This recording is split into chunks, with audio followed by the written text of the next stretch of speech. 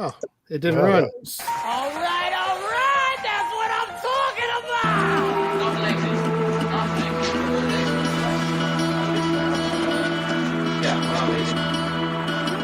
Because I'm a little bit, yeah.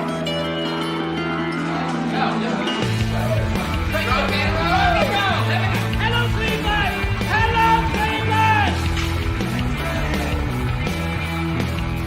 Fuck you, Mr. Postman. Fuck off, boy. We'll do it live. Fuck it. I have no idea what's going on. Hey, welcome back to Out on the Tiles number 8, a music rewind live stream. We're here with our first show in a long time, and I'm thrilled to be back with this fantastic panel. During the intro, Jamal joined. Hey, Jamal, welcome. Hey, can y'all hear me? Yep, we got you, man. Okay. Yeah.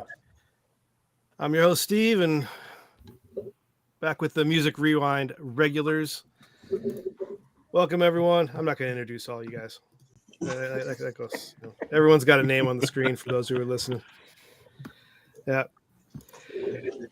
Well, we have been kind of off the air for this is the first live stream in about a year. Last one was the Christmas one last year, and been offline with episodes since April or March. And I just want to mention that this is the first Music Rewind event without my brother listening.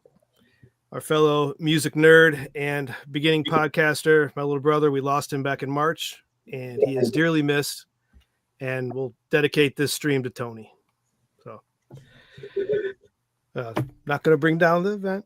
Just wanted to throw it out there and raise a glass to Tony. So, let's see.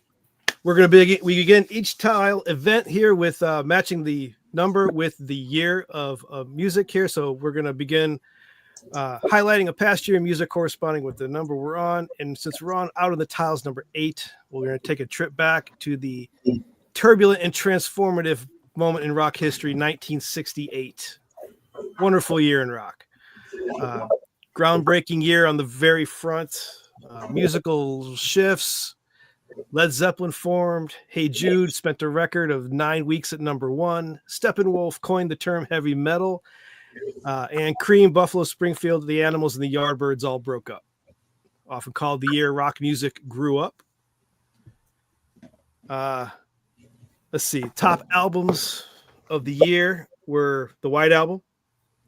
Number 1, Electric Ladyland. Number 2, Beggar's Banquet. Number 3, from the Stones, Simon & Garfunkel, Bookends. Number 4, and Cream, Wheels of Fire. Number 5. Based off that, who wants to take a guess at what the Grammy winners of that year were? Aretha Franklin. Simon and Garfunkel. Yes to Simon and Garfunkel, no to Aretha Franklin. Okay. What about albums. Sgt. Pepper's? Because a lot of times it's a year before. Yeah, these are actually the 1969 Grammys from 1968. Okay. Yeah, so I don't have. So I was going to say, all right. You and I talked about that last time, Mike, with Sgt. Pepper. How about Otis Redding posthumously? Yeah, he got best R&B performance. Yeah. Album of the year went to Glenn Campbell. Rhinestone Cowboy? By the time I get to Phoenix. Which was better than those albums that you just mentioned. In my research of 68, I found out this is one of the most notorious years where the Grammys were completely disconnected from the actual popular music of the year. So like 90% of the time. Yeah, Song of the Year was Little Green Apples from O.C. Smith. Best New Artist was Jose Feliciano. Oh, I mean, you gotta... Yeah, it was pretty wild as far as how the Grammys looked compared to the amazing amount of albums that came out. Because, I mean, you also had... where did my list go? There's At Folsom Prison from Johnny Cash. Yeah. You had music from Big Pink from the band, Crown of Creation from Jefferson Airplane. First Fleetwood Mac album came out, I think. I actually listened to that one earlier this week just to kind of get a refresh. Very basic blues. 12 bar. Yeah, Peter Green. Yep. Velvet Underground, White Light, White Heat. Yep. Neil Young, Joni Mitchell, George Harrison, Creedence Clearwater, and Fleetwood Mac. Those were first albums from all of those bands. It's weird to think about. Yeah. All Bookends, Simon and Garfunkel. canonical. Astro Works. Yeah, Van Morrison. Yeah. Weeks. Sorry. It's been a long day. That's Otis's Dock of the Bay. Is it Saucer Big Brother Full of the of Holding Secrets. Company too? Yeah, Pink Floyd had Saucer Full of Secrets. That's right.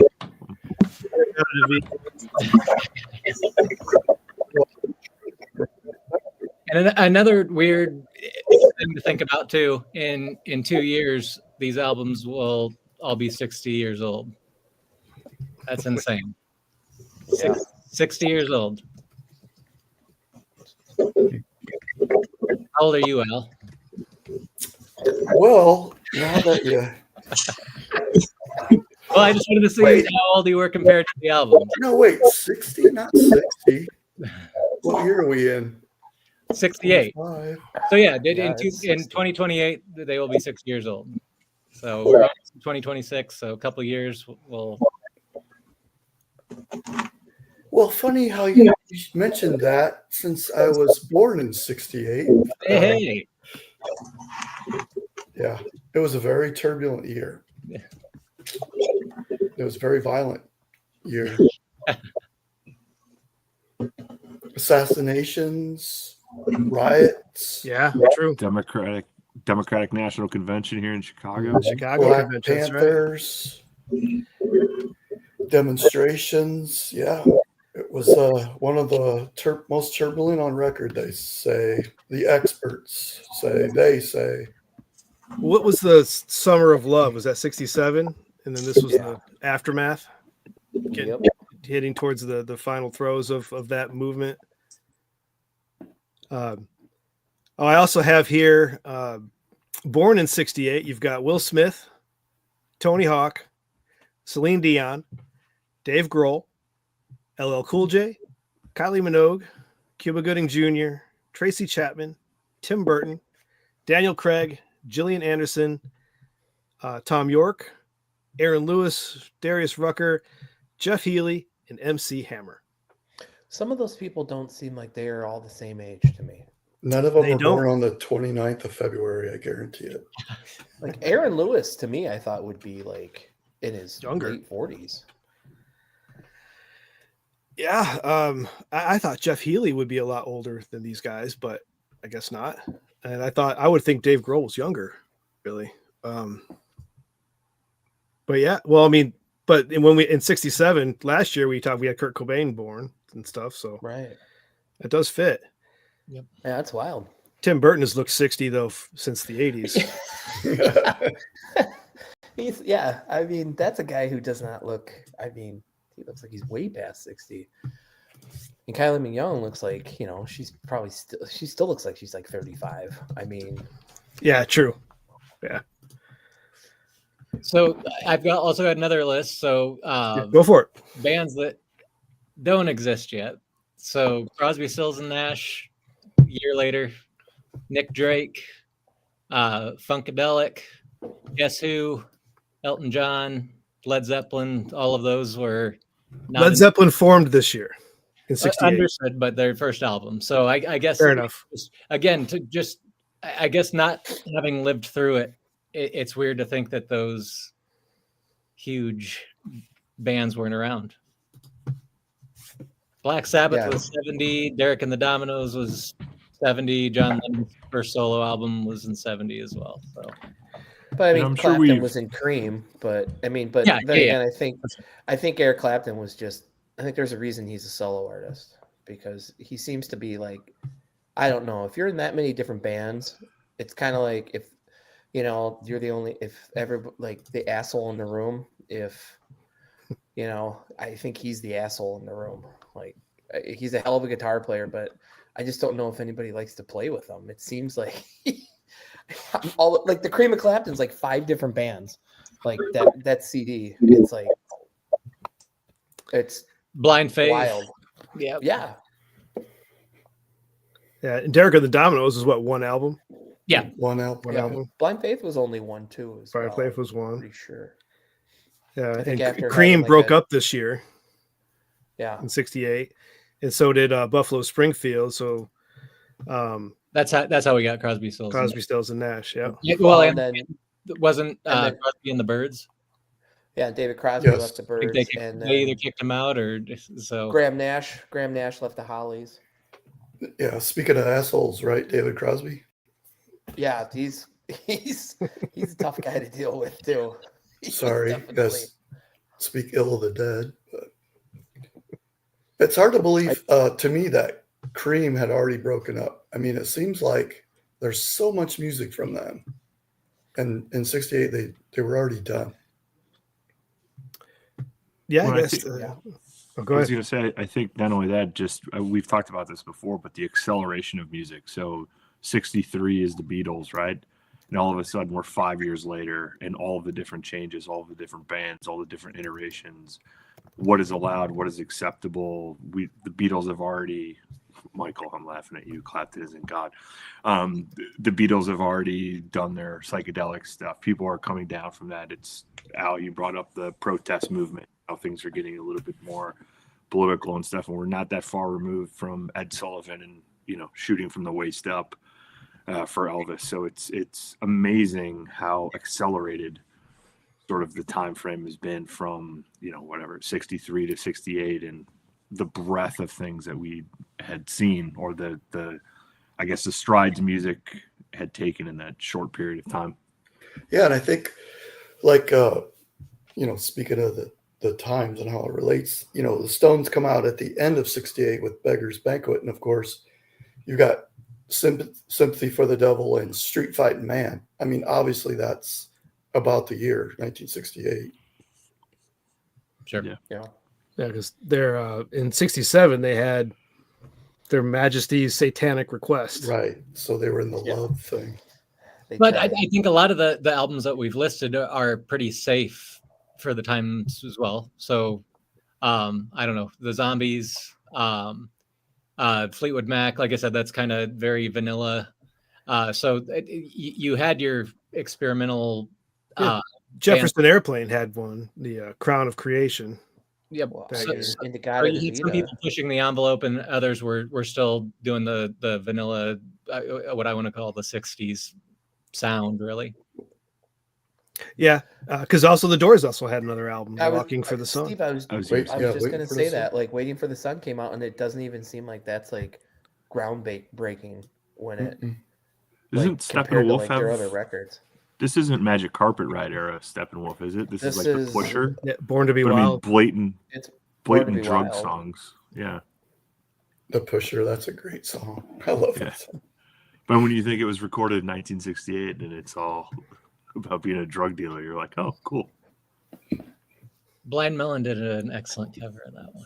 That is, yes, good call. Well, the a chat amongst some of us earlier today, and we'll end this particular segment with what is your favorite single from 1968? Oh, Happiness is a Warm Gun. It's not a single, but that's my favorite song. No, I think that's fine. I think a single is whatever you think your favorite song is, not the like Billboard 100 singles. I'm with you on that. That's not mine, but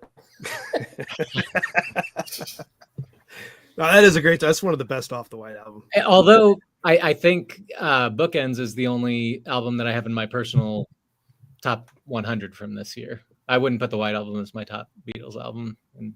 Me neither. But even like music from Big Pink. That's not top 100 for me. Really? I can name 99 better I don't albums. think Bookends is even top 10 for me of this year. But that's again my opinion, man. But you've got, All Along the Watchtower, from Jimmy, Piece of My Heart, from Big Brother and the Holding Company. There's a lot of great singles. Symphony for the Devil, like Al mentioned, While My Guitar Gently Weeps, Hey Jude, Crosstown Traffic is my favorite Jimmy song. Oh, Crosstown Traffic's a great song. See, I cheated for Sitting mine. on the Mine Dock was- of the Bay, Otis. Jug Band Blues from Pink Floyd. Anyone? Yes. No. Nope. It's also, it's You're a on your saucer own there, full bud. of secrets. It's so bad. And no Dylan album this year. No Who album. So Oh yeah, John Wesley Hardin came out. that wasn't 68. What was it? Are you sure? I'm 100% sure. I actually It's not on my list. I have the box set right here. Every Dylan album. Within arm's reach. Yeah. Well, my computer is sitting on top of hundreds of albums right now. So It's It's too fun. Well, according to He just Apple, knew it Michael is- was going to bring it up. So Yep. he was just like, boom. John Wesley Harding. Oh, this text is so tiny. Well, according to the Apple, it is. It's 68. Yeah, according No. to the playlist I put together. I don't have it on my list as 68.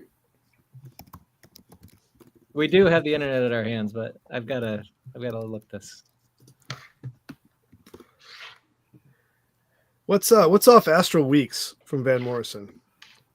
Why is this- Beside You, or no. Sweet Thing. Oh, that's John Wesley Harding is 1967, just FYI. okay. Well, it came out December 27th, 1967. It's closer to 68 than most of the year. However you that want means to I gotta make, go back and change my thing. Well, that's however what you want to came with make that Apple. math, brother. Well, I I'm just think telling you. I think Otis Redding died right at the end of 67 as well. Oh, that's annoying because I use a Yeah, it was pretty annoying for him too. Especially his family. Probably should have been. I'm still leaning towards the weight from the band. Yeah, it's just I love that tune. That is a great song. I only cheat because the double A side of Hey Jude and Revolution. That's to me like if I was gonna pick a single, like an actual 45 that you can purchase, that would be that one. What year did The Graduate come out? Because Mrs. Robinson was on Bookends. That was 68, right? It's possible. Because again, they had the movie soundtrack, and then that explains the Grammy win for it too. I mean, that puts it in that crew. 1967. okay. So the The single movie came out, but then it was on. So they just threw it on the album. Well, now to be Michael about it, the soundtrack came out in January of 68. The movie came out in 67. So Yeah, see?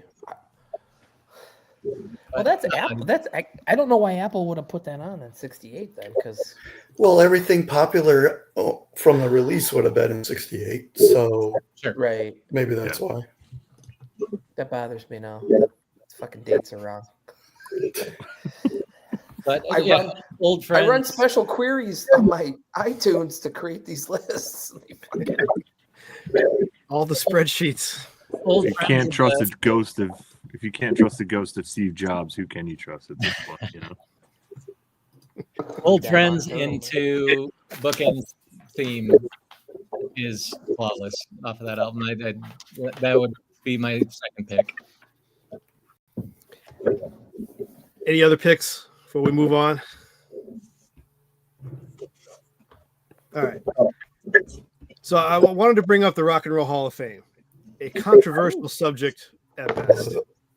Well, we had some good ones this year, though, Steve. We did. There's still some stubs out there, but I wanted to kind of get everyone's take on their thoughts on it. You know, is it? I mean, it's gone far from the word rock, but that's kind of all encompassing of music. That's never bothered me. But the exclusion of heavy metal does bother me. I think that there's several that should be in there that have not been given that honor, or is it more of just a pay to play kind of club now?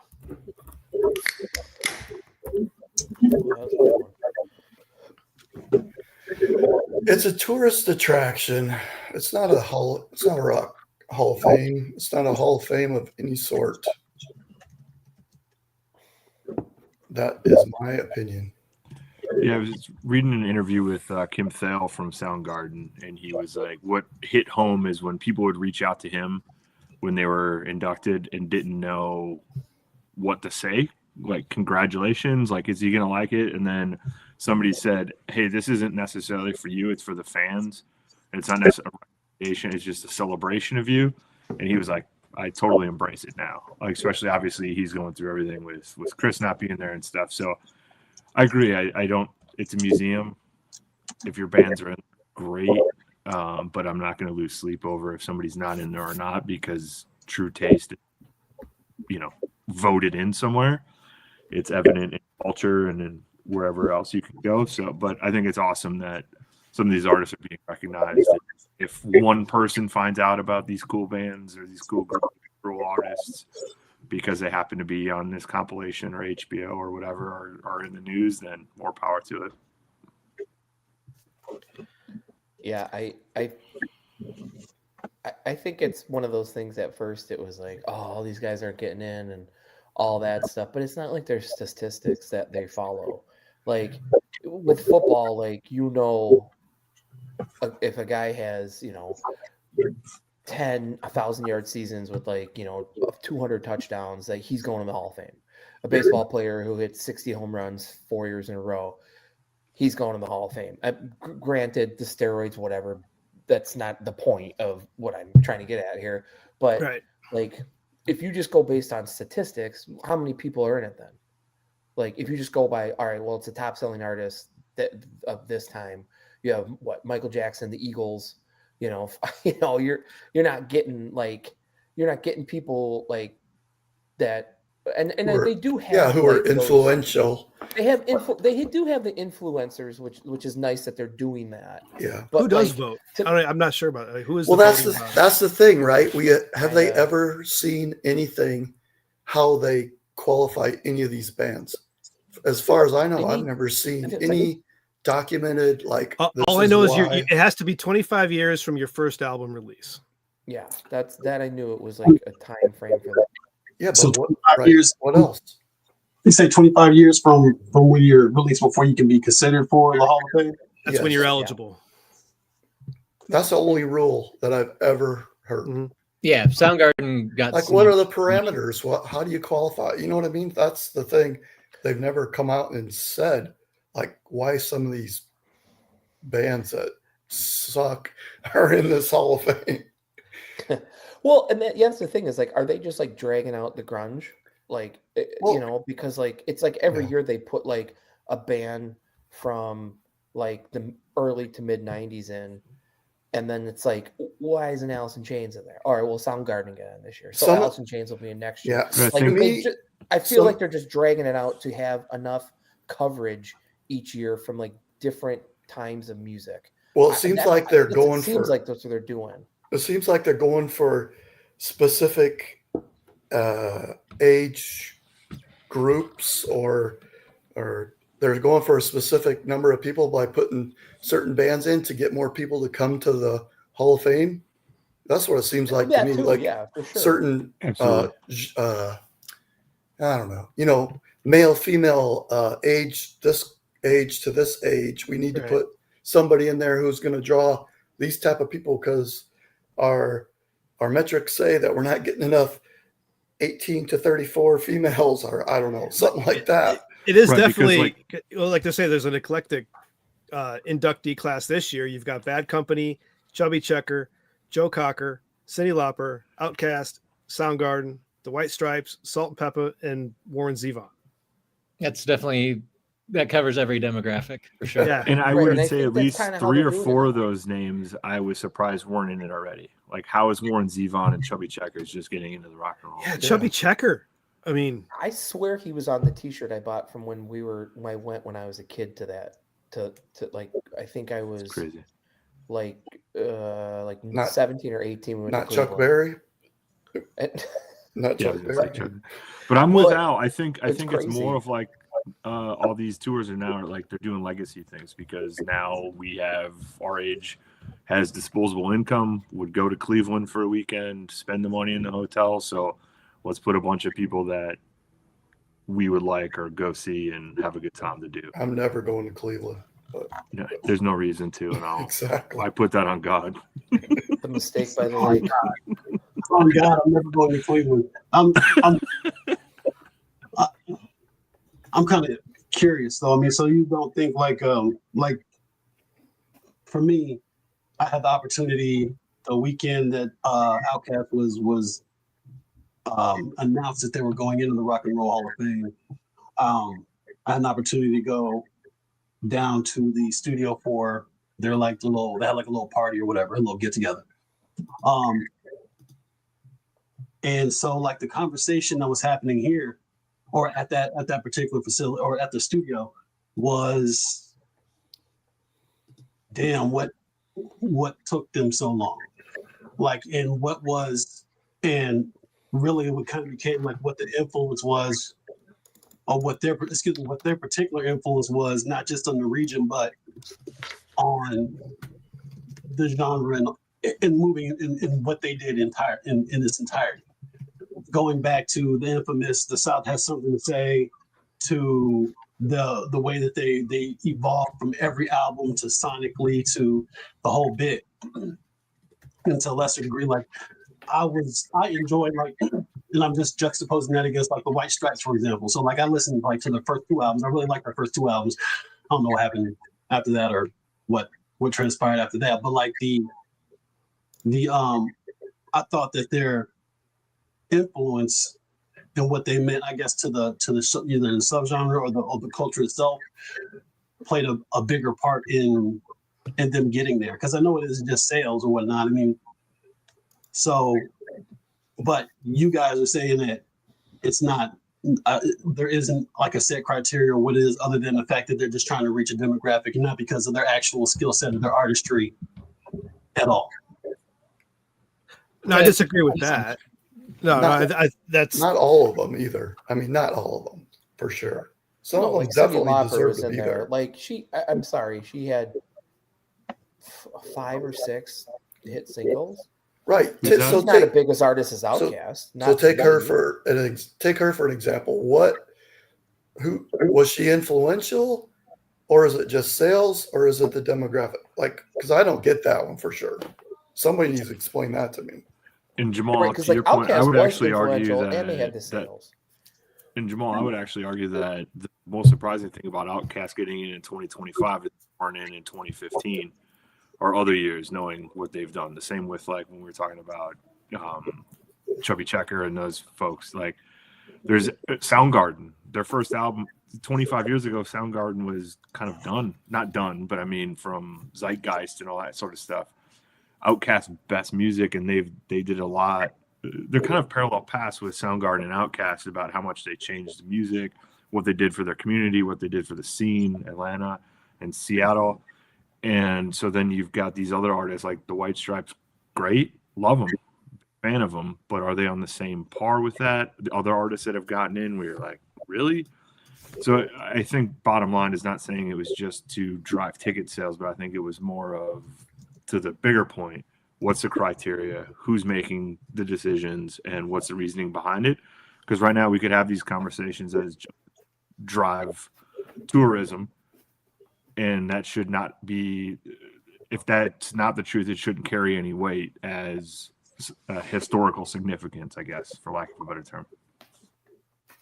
And the reason I ask is like, when you said like she only had like 5 or 6 hit singles, and you're comparing to the Baseball Hall of Fame. Well, I use the Basketball Hall of Fame because I watch basketball. So you look around and be like, how did you get in the Hall of Fame?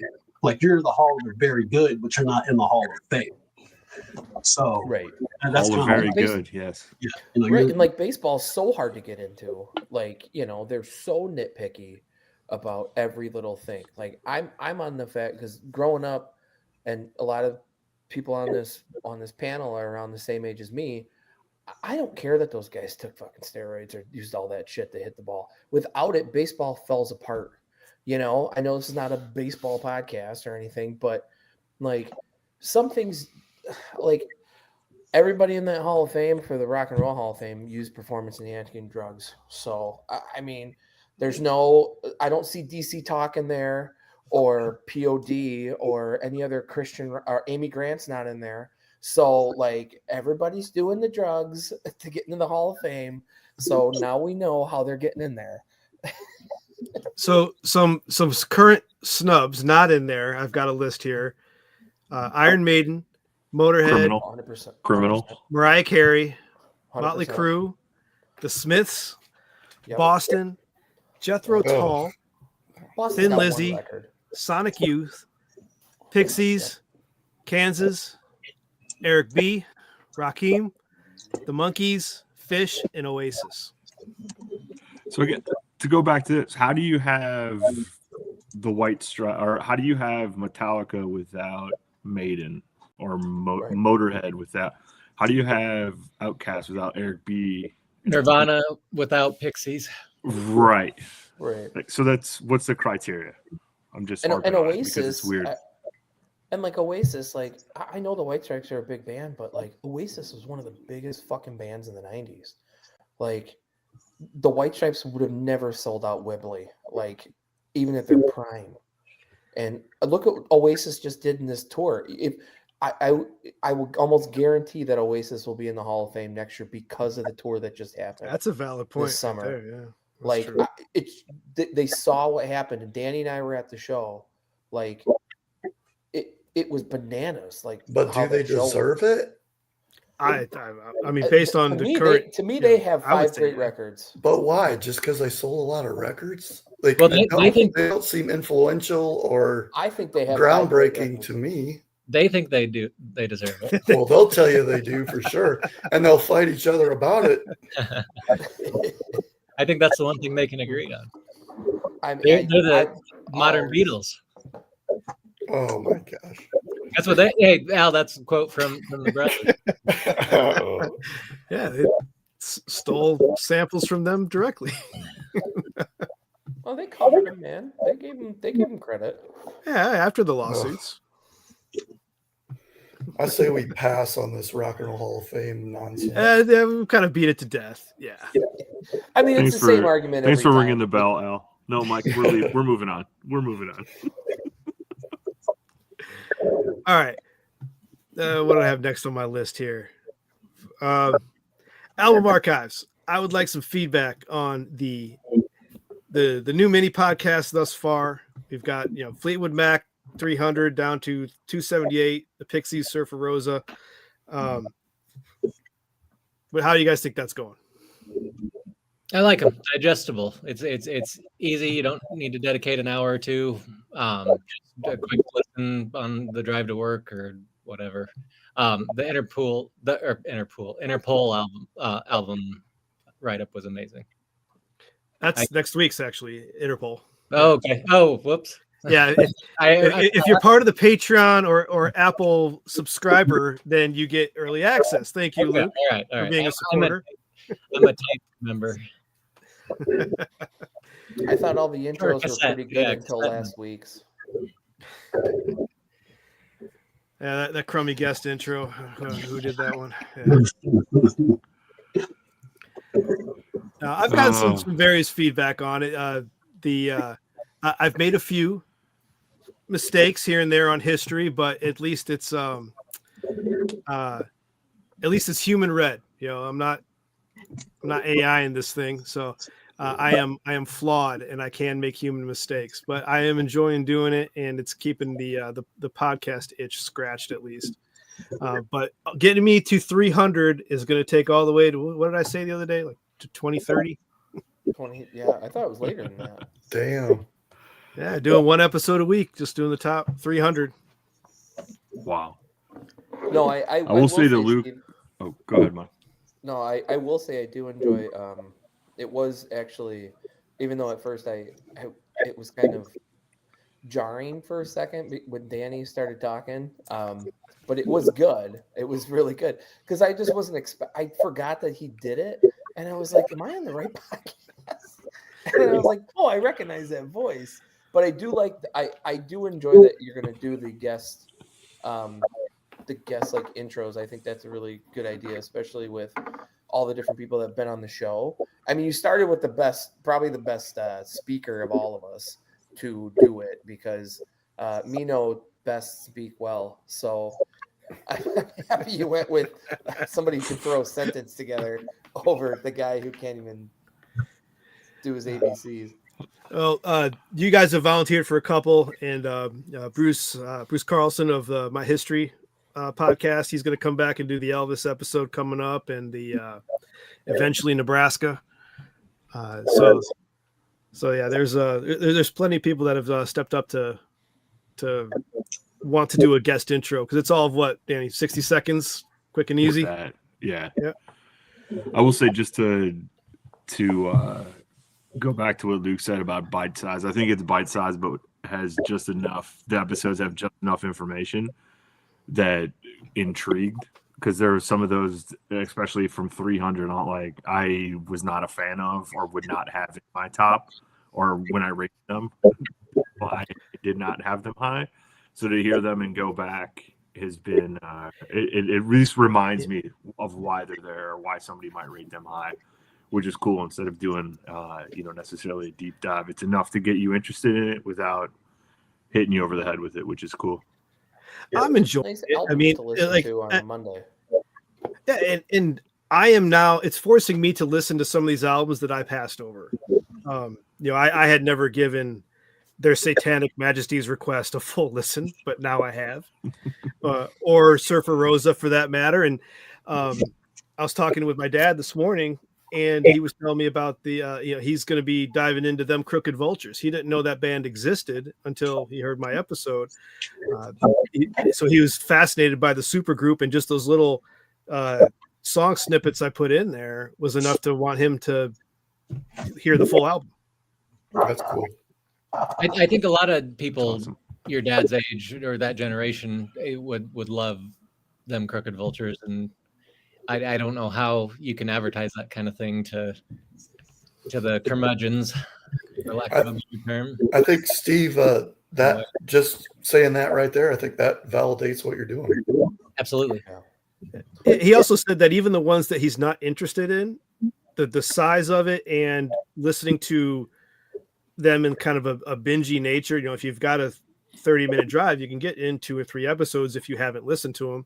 So you might listen to, the Outcast episode if you haven't listened to it, which is followed by Billy Joel, and then a couple episodes later you've got ZZ Top. I mean, it's kind of all over the place, and ones that you may not particularly pertain to you. My dad says he's not going to listen to the Pixies album. Not his thing. He did say it was a good intro, but not his thing. So the reason I said the Interpol episode was my favorite so far. So it did kind of transport me there, the way you described it. So I was too young to travel back in 2001, but that whole scene of the Strokes and the AAs and Interpol, you kind of captured that. I'm going to call it a moment. I mean, in rock history, that was definitely a thing to hold, I guess. I would have loved to have been in New York at that point and to live through the concerts and all of that. And you described the scene very well. So and I would never have known what created that particular sound and scene, how it came out of the post 9/11 silence of New York. It was that obviously, impact and grief and trauma silence. And then this sound kind of came out of that. It was interesting.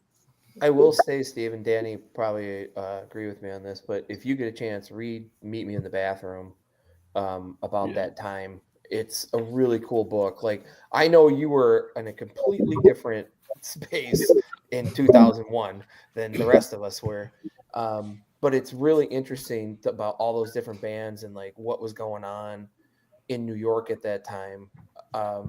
Even in college, I don't think we got it. Like, we knew about the Strokes and all those different Interpol and all those different bands, but like obviously we weren't in New York City. I mean, like I was in DeKalb, Illinois, but that book is really cool. It kind of just talks about what it's like to actually be there. And like, I mean, she was on the, pretty much like on the front lines, to not use a military term, but like of those artists and in those clubs and those dingy like places where those guys were playing and everything. It's a really cool book.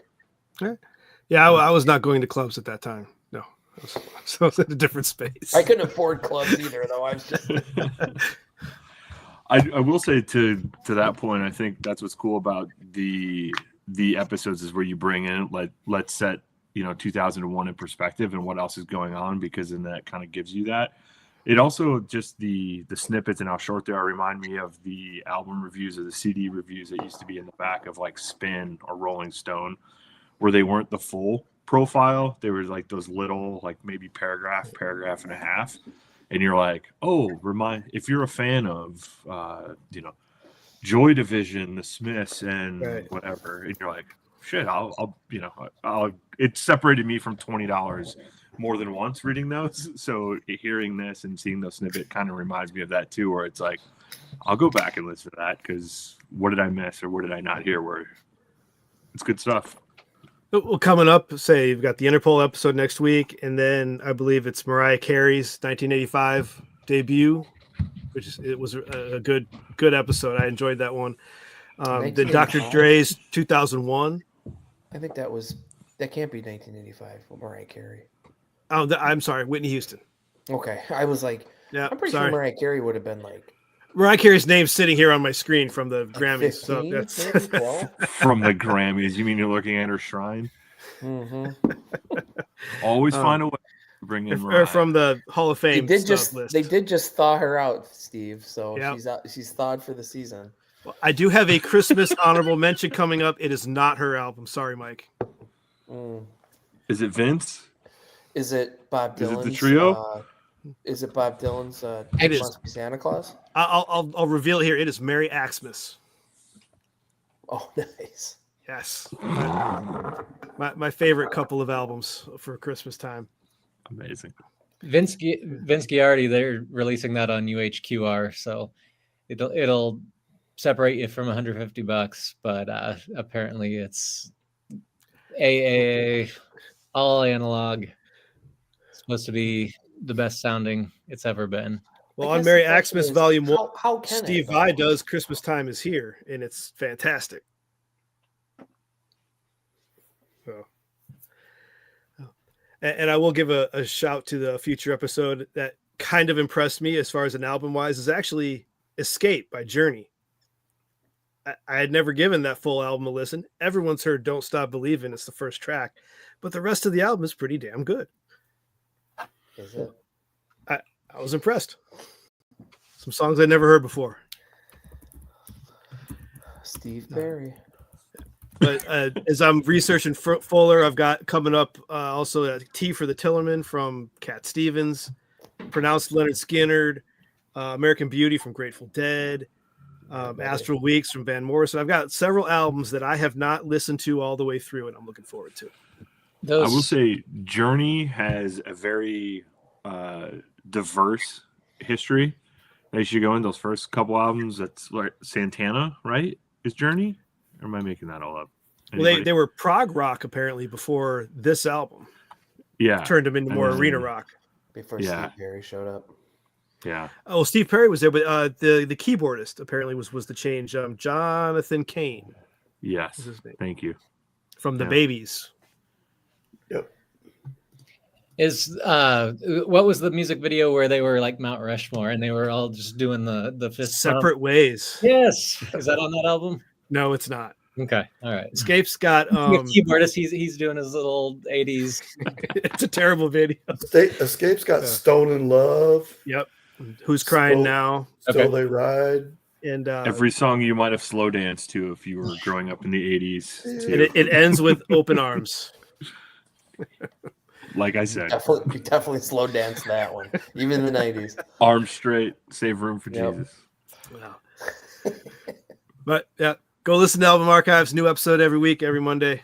Go check it out. It's out there. The Vault of Music History. See what I did there? No. All right. Steve, do you have a couple of? I don't. This is kind of an interest. Like, I was thinking about this because you always talk about in the album archives, put 2001 in perspective. Do you have like a couple that are like the same year in a row? It happens now and then. Like Velvet Underground and Nico led into Stone's Satanic Majesties. Those were both 67. Were they? Okay. I mean, it's the list that the fans of this show voted for. No, I just maybe I didn't like when I listened to them week of, so I don't like stack them up. Yeah. So a week later, I can't remember who I am, but like I just was wondering, like I'm sure you changed it and everything, but after a while, you got to be like, let's put 1968 again in perspective. Well, there are repeated, and I mentioned that I think in a recent one, which I can't remember which one it was, but years like 1984 repeat, 1968 repeats, 1987, 1994. There's like certain years in rock that just seem to resonate. Yeah, that I understand. I just was wondering, like, I was more like if you had like a couple in a row, like I hope you don't have like 4 or 5 in a row that it's like the same goddamn year. I don't know what episode I started doing the year in context, because that wasn't in the first couple episodes. It was something that I just kind of added in several episodes in. I wanted to change it, improve it a little. And but I don't know what episode that was. But like coming up also, there's Bad Motorfinger and Temple of the Dog are back to back. Yeah. Did you say T for the Tillerman and American Beauty? Are they in a row? They came out. They're not in a row, but they're coming up. Yeah, they came out in 70. Okay. Which, by the way, both are in my top 100. So the fact that they're 300 something is pretty sad. Yeah, American Beauty is definitely in my top 100 too. Yep. The biggest discovery I've made has been Pink Moon by Nick Drake. That's in my top 10. I had no idea that album existed, and I'm pretty sure when I voted on the top albums of all time, that did not get any numbers from me. So y'all had to have really voted that sucker up there to get it into the top 300. And I never heard it. What car commercial was that though? Wasn't it a car? Volkswagen Jetta. Volkswagen. I mentioned that in the episode. No, it's not a Jetta. It's the Cairo or that record. Cabero or whatever. It was a convertible that they made for a while. I found out about Nick Drake through movie Garden State. Oh, was it in? It was on the soundtrack. Yep. That would fit. I don't remember. That definitely would fit that movie. Very Jack Johnson-y to me. But it wasn't bad. Yeah, I enjoyed it. If Jack Johnson lived in Hawaii and was one of the most depressed human beings on the planet. like Jack Johnson, like that guy, like what a fucking life that guy has. Like what was he originally, like was he a professional surfer? Professional photographer for surfers. Ah, okay. Yeah, he started making surf and skate videos and stuff. Then Ben Harper is the one who at the end of shoots guitar. he would play acoustic guitar on the beach at the end of shoots. What a tough life. Well, I mean, Nick Drake, in my opinion, was a savant. Just the tunings that he used and lyrically, all of that good stuff. But look at what he was up against too. That style of music probably was not necessarily the. Well, there's a story behind it. He showed up late at night at a studio with just a guitar and 11 tracks, and then disappeared. I mean, it's a fascinating story when I researched it. So it's really a neat episode just based on the story itself, not even taking in the beautiful music. Yeah, that was his final. I mean, he only recorded 3 albums, but that was his final studio album. Anyway, there were a lot of compilations after he passed, but. Yeah. All right, so cheery note. Yeah, nice and cheery. Well, I mean, once you go through the top 300, there's a lot that are no longer with us. There's quite a few. Let's see. Oh shit, the Grammys. Yes. Oh, the Grammy nominations for this year. So I sent you guys homework. I sent y'all a list in the invite. But see, I think Danny and I'll be honest, are I probably didn't the even only look at two it. that listen to probably some of these records.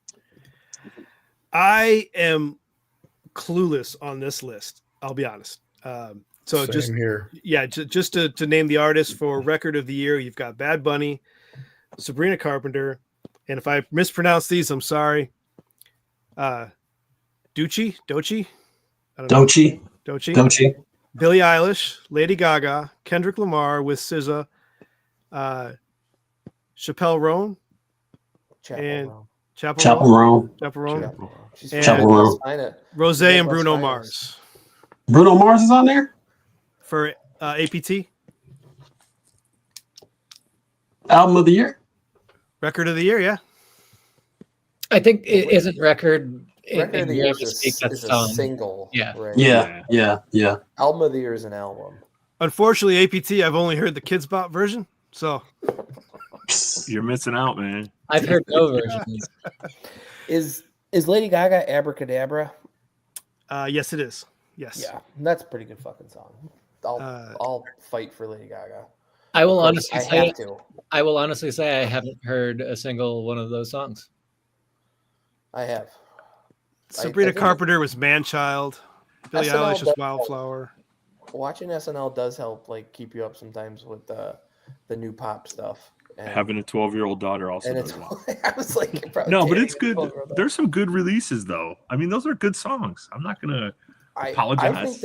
I think that I mean, even though my wife is like a huge Lady Gaga fan, I think it's a pretty good pop record. The one that just came out that she just wrote, and she said the show was fantastic. Is that Mayhem? Mayhem, and then she took my mom to it, and my mom said the same thing. It was unbelievable, Michael. I couldn't believe all the wardrobe changes, and then she took her makeup off. It was amazing. She said she was going to listen, so I was hoping that she would catch that one. She took her makeup off. Wow. Like, she takes her makeup off at the end. Like, it's a whole thing. But it's not entertainment to me. What is Pink Pony Club, Nicole? That is Chapel Roan. That's Chapel. That song's a banger, dude. That is a banger. Pink Pony Club? Yeah. Well, it's actually a good song. So I heard you have to know that one.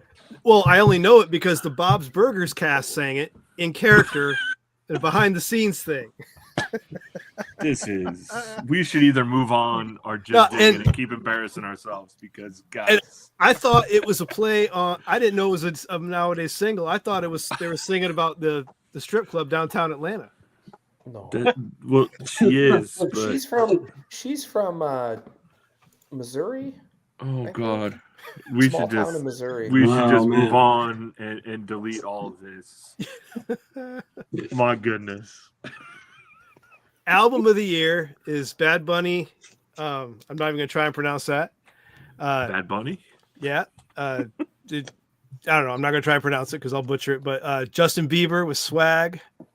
Really? Sabrina Carpenter, Man's Best Friend. Clips, Pusha T, and Malice with Let God Sort 'Em Out. Great song. We are more out of touch than Daryl and Oates right now. Why is Lady Gaga with Mayhem? Why is Justin Bieber nominated for anything? I didn't know he had an album. Trash. He's got the right producers that he pays. Nah, he had the right machine. So I have a whole conspiracy theory about Justin Bieber. Oh shoot. The only reason. Wait. Let me three more albums. Go ahead, finish. No, let him cook. Kendrick Lamar with GNX, Leon Thomas with Mutt, and Tyler the Creator with Chromacopia. Thank you. Yeah, that's a good record too. That is a good album. So is the Kendrick record. I know it's not record, it's album. Sorry, album. No, what was I gonna say? Oh, a small thing. The Clips is Pusha T and Malice. I don't know why all three of them are up there, but I think the only reason Justin Bieber's album came out was to step on the rollout of the Clips album.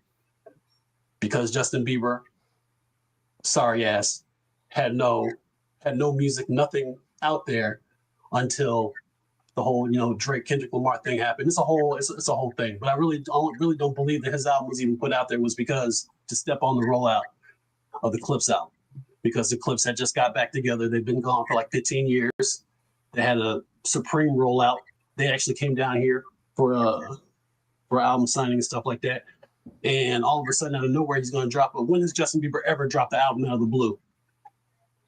It's never happened. He's always had a rollout. Yeah, always had a rollout. So I just think there was some behind the scenes politics there. And I don't even know how he's nominated for that trash album anyway. Well, but his producer is nominated in Producer of the Year, which is Dijon. Yeah, Dijon produced some Bon Iver songs on the new album as well. So he's going to be on SNL. First weekend of December with, as my mom said today, Jenny McCarthy. I go, I don't think that, no, they're cousins, but they're not putting Jenny McCarthy on SNL anytime soon. She could bring Donnie Wahlberg. But Dijon, I've heard that name come up quite a bit. I think he's an up-and-comer, and same with McGee, another excellent guitar player. For Producer of the Year, though, I'm rooting for Dan Auerbach, with a whole bunch of producer credits, including the Black Keys. Yeah. So that's a band, though. Eight different albums, or 8 different tracks, different artists. Okay. We were talking. You were either reviewing. Somebody was talking about the earlier Black Keys records in our chat or something earlier this year. Thick Freakness. And it's one of those bands that I sometimes am shocked by where they're at now compared to where they were. Not in terms of popularity or anything, but just in sound. Yeah. We were like, oh, this was just a dirty blues rock band, and now it's like top of the pops, right? Whatever you want to call it. Not for better or worse, but it's every other album though. So they'll release a dirty blues rock album, and then they'll do the pop album, and then they'll so they're kind of releasing an album every year or two. Well, and like Tony was a big fan of Brothers and that era of the Black Keys, which is great. That's a good record. Yeah. But then when I played for him, Rubber Factory and Thick Freakness, he's just like, that's not the same. Like, no, it's not the same. It's like when Alan, as a kid, I was listening to, 90s Aerosmith, and he's like, no. No, this is horseshit. Here's old Aerosmith gems here, from back in the day. Like, that doesn't sound like the same band. Yeah. Arcs, yeah. The Arcs? I don't know the Arcs. I've got the CD have somewhere. They put something out in a while, there, though? It's been a long time since they've done stuff. I'm joking that I want Dan to win because my kid is obsessed with the movies, Cars, all the Cars movies, and Dan Auerbach does the opening scene of it's him singing in Cars 3. Oh, really? Yeah, and so I was like, Marissa, is this the Black Keys? And I was like, she's like, I think so, and I Shazammed it, and it was him by himself, and I was like, well, now I get both some Black Keys t-shirts at least, and instead of John Mayer or fucking Rascal Flatts or Sheryl Crow. I will say Rascal Flatts and Cars got Tom Cochran a swimming pool or a house, I hope, with their Life of the Highway cover. Tom Cochran's was better. 100%. Without a doubt. There's not a doubt about that. The Pixar movies embracing Randy Newman and just blowing him up. I mean, come on. I'm all in. I'm not mad about it, but I can't tell you. Pretty sure I didn't think I could memorize a movie again in my 40s, but I'm pretty sure I got Cars from beginning to end now. Like, I didn't think I'd remember a movie like I did, like I was in high school. But hey, you want to watch Cars? Nobody wants to watch Cars, buddy. Even fucking Owen Wilson doesn't want to watch Cars anymore. Get some Brad Paisley in there too, right? Oh, fuck God. That song. That song. When You Find Yourself song. Fuck you. God, I hate that song. I was like, I go, of all the ones, and then he's kind of singing it, and I go, I know we just moved down here to Hillbillyville, but like, you cannot start fucking listening to this shit. You moved home, Mike. Like, what are they? He said what he said, Steve. He said what he said. I'm fine with what I said. I think was that George Carlin's last movie too. Cars 1. Yeah, it was one of his. Yeah, for sure. Because and then I want to say it was Paul Newman's last. It was probably Paul Newman's last movie too. Well, both of them died really quick right after it, though. Yeah.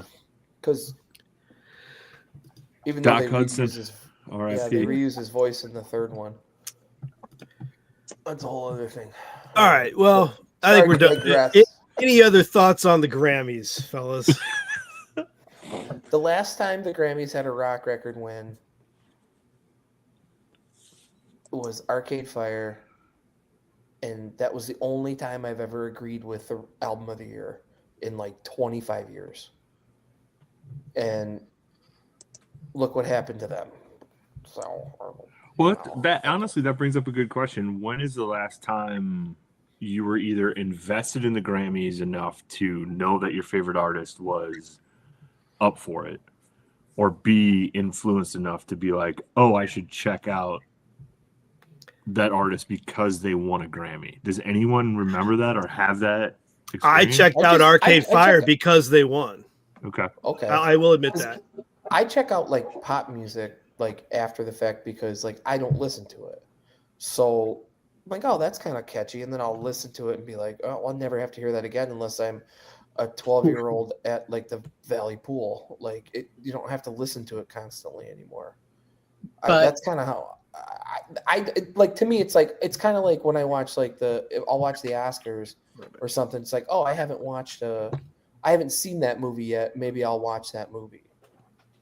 That's kind of how I think about it. Like I don't get angry anymore about like if fucking Pearl Jam's not, Jason Isbell gets nominated every year. I mean, how many Grammys does he have? Like 12 for Americana. That's never on TV, but like he's a multi-Grammy award winner and he's one of my favorite artists. But they started cutting it just for it.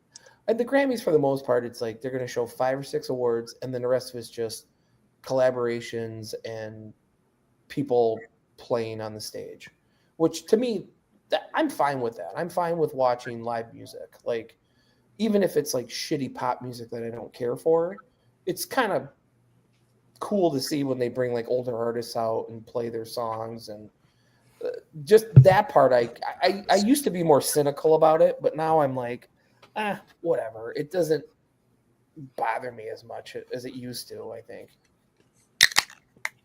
Yeah, I was just interested. It just came to me because I'm like, I don't know the last time I was either tapped in so much to the zeitgeist where I was wanting to know. And that goes, I'm sure it says more about the fractured, the way that everybody consumes everything. It's not like everyone's listening to the same top 10 albums, where even if you don't know pop music, you at least know the artist or the song. But I don't know the last time I was either tapped in to be concerned with who won or how something charted, or after they won was like, oh shit, I need to check that out. If you told me that the Grammys were last year or whatever, I would have no idea, to be completely honest with you, if I wasn't involved with our text chain or interested in music, period, because it just doesn't come up in regular conversation. Agreed. So let's go back to what Mike was talking about earlier about memorizing the movie Cars. There's a point to this. When was the last time you purchased an album and memorized it front to back? Because I used to do it all the time. Is this just a general question? Yeah. When was the last time you were so enthralled with a musician or an album that you... Jamal's got props. There you go. The Clips, Let God Sort Them Out. All right. Hey, there's a Grammy. That's a Grammy award. That's Grammy nominated, man. Yeah. Grammy nominated. I will have to check that out after the... It is a great album, Jamal. And you got it on vinyl, too. The limited edition vinyl. Nonetheless, yes, indeed. Yes, indeed. Yeah. I guess for me personally, I don't remember the last time I was so into new music that I memorized the album. I don't know. I've gotten like a new artist or like Yeah. a new like. Well, one that you would think was worthy of a Grammy. Well, I do want to say that you said memorize word for word. I can't do that at all anymore. Yeah, sure, but like I do have a new band that I've kind of that solidifier. Steve, don't let him start talking about geese yet. Pull that back. Well, Don't let him what I was gonna say is that in over the past year, Nicole's chiming in. Luke's being modest. He's like, I haven't memorized the words to anything, and he's just like he's like Shakespearean actor. I will admit I've been on a Steely Dan kick lately, and so it's not new, but that's surprising, Steve. It's new to coming me. Coming from you, that's a shock. It is, yes. Particularly the Royal Scam is a fantastic album, and he's finally getting the rest of the classic rock in. It's one that, well, I mean, several tunes. I say it's memorized word for word is what drops me on it because I can't remember any lyrics anymore. But I guess I was tying that back to the Grammys conversation because if you are so enthralled with a band and you think they deserve an award for it, let's start naming them off because I don't know if I over the last, let's say 10 years I can't name a band that I love so much that I think they deserved a Grammy. So maybe the Chapel Rooms and the Sabrina Carpenters deserve that because they've got the following. Oh, agree. I didn't mean that they. Sorry, just really quickly. Wasn't suggesting that they don't. Sure. I just meant for us as on this podcast. Absolutely. I got that. No finger pointing. Promise. There is a best rock performance and a best metal performance for some of the guys on here. I mean, best rock. You've got Emil and the Sniffers, Linkin Park. Emil and the Sniffers is a great band from Australia. They're really, really good. Like a solid punk band. Did Linkin Park put out a new album with the new singer? Yes. Okay, so that's what that is. Which is and fine. We've said all we need to say about that record. Yeah, there's way too much of Mike Sonoda. Michael, we've said all we need to say about that band. That record. Sorry. I mean, now I'm kind of want to dig on it. I'm kidding. I've heard. I didn't know they put out a full album, but I mean, I've heard it's fucking fine. She needs to sing more in it, though. To me, there are new songs with her. So like you said, they're fine. I'm not a fan of her singing the old ones. It just doesn't sound the same. It's not. Doesn't hit. She tries, but just doesn't hit with me. Yeah, no, he's a tough vocalist. Oh yeah, that's a hard one. Even if you don't like Linkin Park, he's a pretty tough vocalist to replace. I will say, speaking of Luke's got it. I will say Linkin Park is a band that I have had to re-examine and reiterate or reorientate myself with through Music Rewind, especially like the Hybrid Theory episode and all that kind of stuff. Because them so much. Back in the day. Yeah, but it was just it was all the same kind of sounding stuff. Like it. Well, I get it because it was all lumped in with everything else. Yeah, I didn't differentiate between them, Korn, all of that kind of stuff, and where I was just like, they came out in that era.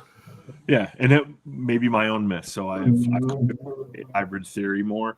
The new album is just not for me whatsoever. God bless them. Whatever they want to do. Bands who lose singers in horrific ways can continue to move on in any way they see fit. But it's just not for me. And I was just trying to make a joke earlier when I've had conversations about her fitting into that band. Well, you've got also Turnstile, Hayley Williams, who put out a solo album, apparently. Yes, and it's really, really good. And if I only know the Paramore stuff from her.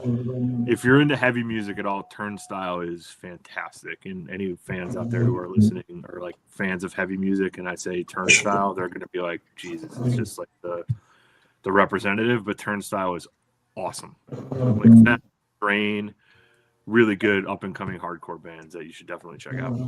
Don't they have horns as well? I thought they had a couple horn players in the band. I saw the Tiny Desk. That's the only thing I've. Yeah. So yeah. So is it ska? That makes sense. Is it ska metal? No. Do they got a guy just walking like? Yeah, they're basically like they're percussionist, kind of multi-instrument. Ska metal. No, see, I knew that's where you were going when you brought up horns, and I was trying to. Is there an It's not example Mighty of ska Boston. metal that comes to mind? That's such an interesting phrase. If you like heavy music, check out Turnstile. If you like ska, check out ska metal. Real big fish. And the last one in best rock performance though is Youngblood with Nunu Betancourt and a couple others. That's fucking this fucking Youngblood guy. I'm not a big real fan with him. I saw the Ozzy stuff and we were saying with Aerosmith and I think they're trying to. The music industry is trying to shoehorn that fucker in. That's what it feels like. He reminded me of, remember that MT? I'm going way back. The VJ contest winner Jeremy Camp. Are you talking about the guy? Yes. I remember that. Oh man, he won. And he beat Dave Holmes. Just because you got him the outfit and he went through central casting does not mean that's who he is, man. What is that? What do I you think remember that guy. guy. Now? What happened? What do you think that fucking guy does now? Besides, I hope he's still alive, and I'm not. I'm not trying to be facetious. I have no. Did you say Jesse Camp? Yeah. Well, they remember him. They did hire Dave Holmes too, and he ended up being a long-standing Dave Holmes VJ. is on, and he's on like Sirius XM, and he's still like a real DJ. He had a career. Yeah. He was the only guy who's like Dave Holmes' face when he lost. Though he was like, "Are you fucking kidding me? I lost to this guy. That guy's a fucking cartoon character." It's like Camp is like the guy that used to host American Idol with Ryan Seacrest, and nobody remembers his name. Yes. Remember there was co-hosts. Yeah. Season 1. And Seacrest was like the B host, and now you're like, who the hell is the other guy? He's like the other guy. Jesse. Yes. I'm the other guy in Wham. I think I told Shout out to Marissa Andrew. about him. Sorry. I told Marissa about him, and she didn't believe me that he was real. And then I showed her. She was like, "What the fuck is this?" The Jesse Camp you showed her? Yeah, I go, "This is the '90s, man." I don't know. This shit was weird. And now his son is Youngblood, so it brings it all through. That makes way more sense. Nice to see Nunu Betancourt on the docket though for his band though. I mean he's a great guitarist. Is that Machine Gun Kelly too? Is he the other guy in that one? I don't know. No, Machine Gun Kelly's that he looks like a. Is he the guy that got dumped by Megan Fox? Yes, he's the one who played the Joker and. No, he was in the Motley Crue movie on Netflix. He played Tommy Lee. Oh, I didn't know that. You played Tommy Lee? You guys did not see The Dirt? That's a lie. You tell me you didn't. The book's see The Dirt. amazing, but I have not seen it. You haven't seen The Dirt on Netflix? It is ridiculous.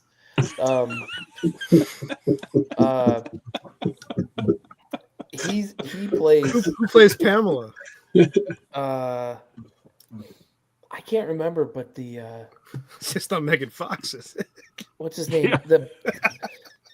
The guy from Game of Thrones, the one who cut off Theon Greyjoy's manhood, plays the bass player, not Nikki Sixx. Sorry, the guitar player.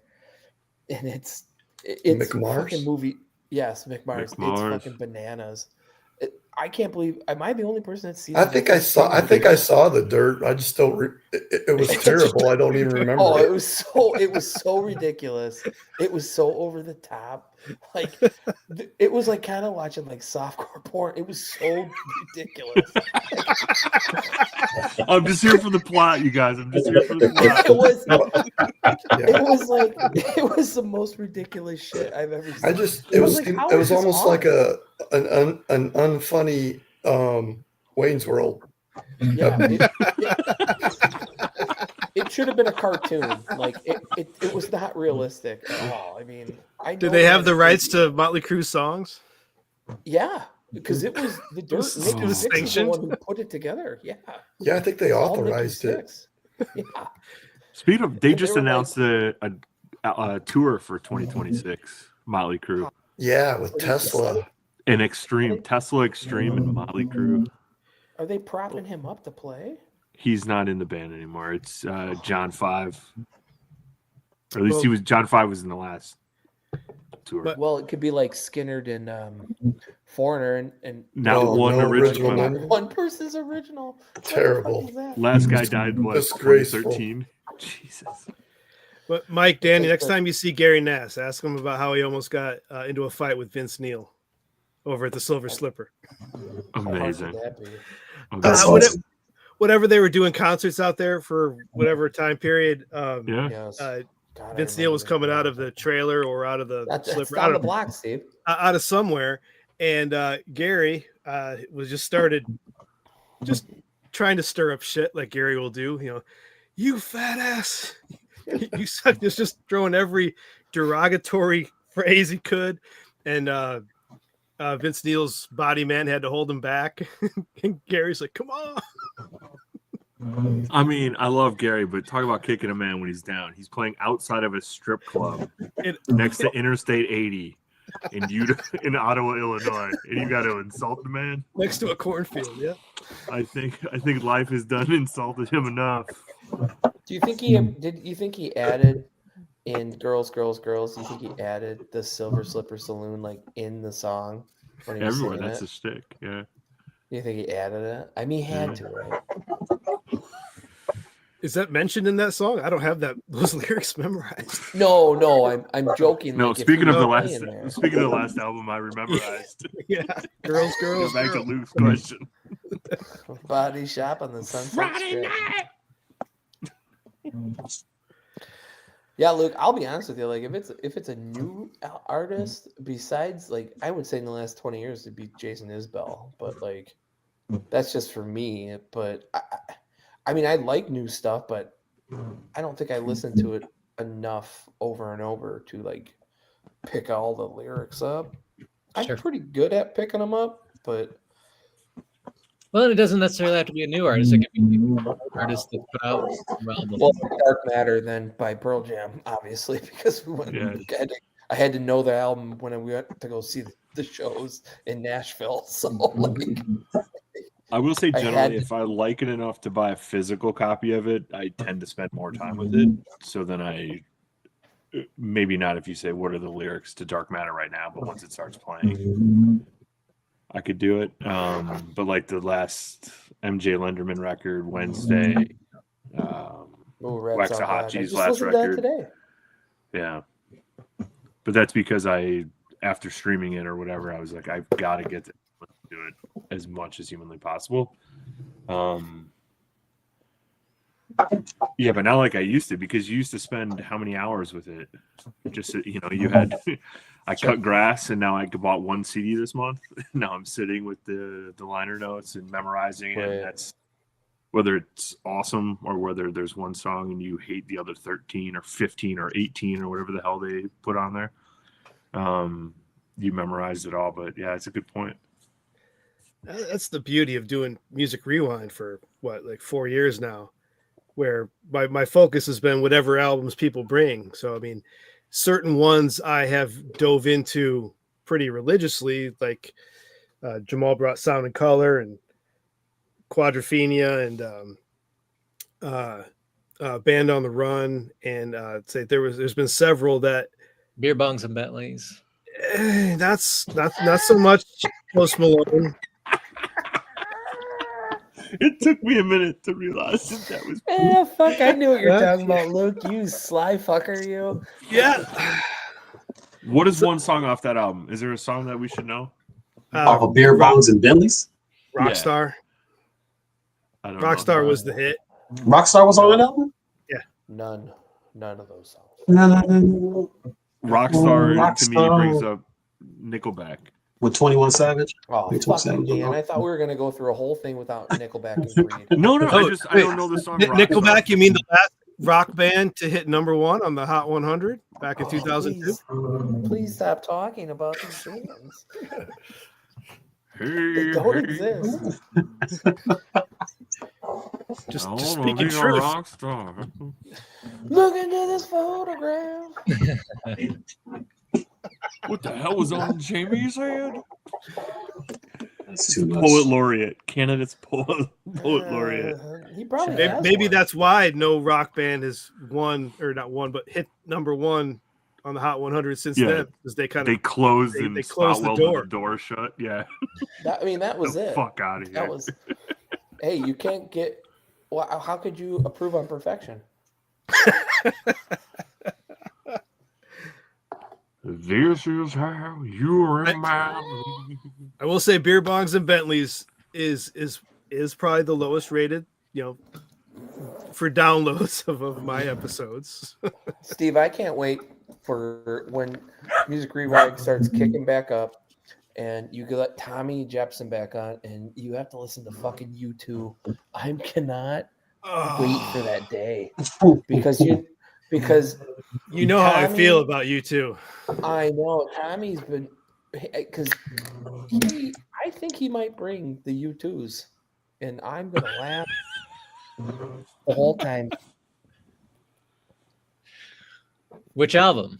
There's some good ones. Joshua Tree. Okay. Joshua Tree. Unforgettable Fire. Octave, No, baby.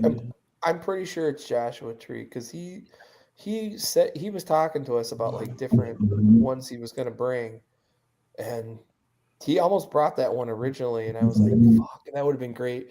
Because Steve fucking hates you too. No, I think he might grow. And I appreciate them after listening to that one a few times. Well, I mean, I really see his Post it. Malone. I see his Post Malone vinyl up there. So I know I need to all my vinyl is like over here in my new place, so like I have nothing behind me. I need to be like Danny and Steve. I've got mine. My house is just like that. I was gonna say you live in your collection, but that's got a very Blair Witch vibe going on. Yeah, thanks. I got my stereo set up. Like I got. I half expected to see somebody sitting in the corner. Yeah. No, just a face. Just a face. Just need to light a few candles in there. There are no overhead lights. Right? That's a very old home. Yeah. Luke, do we have to like send you money? Like the electric bill, Ameren, like not in. Well, all I have is this little desk lamp. There's no other light.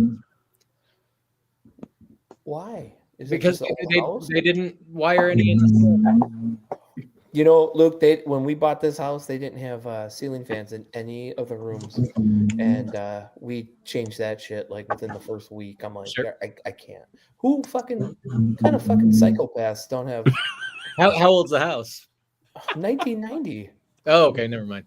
I was gonna say mine was 1800s, so that's my excuse. We got in here. The screens, Yeah, they were thinking about ceiling fans and overhead lights and. Hey, none of this. There's no screens in the windows, no screens, and no ceiling fans. My mom stayed over once, and she goes, "I don't want to open up the window because there's moths and shit." She goes, "But what kind of a fucking assholes don't have ceiling fans and screens? Like, you just run the air the whole time, or you just melt to death?" They're pretty hardcore Catholics, so they had a lot of crosses around here.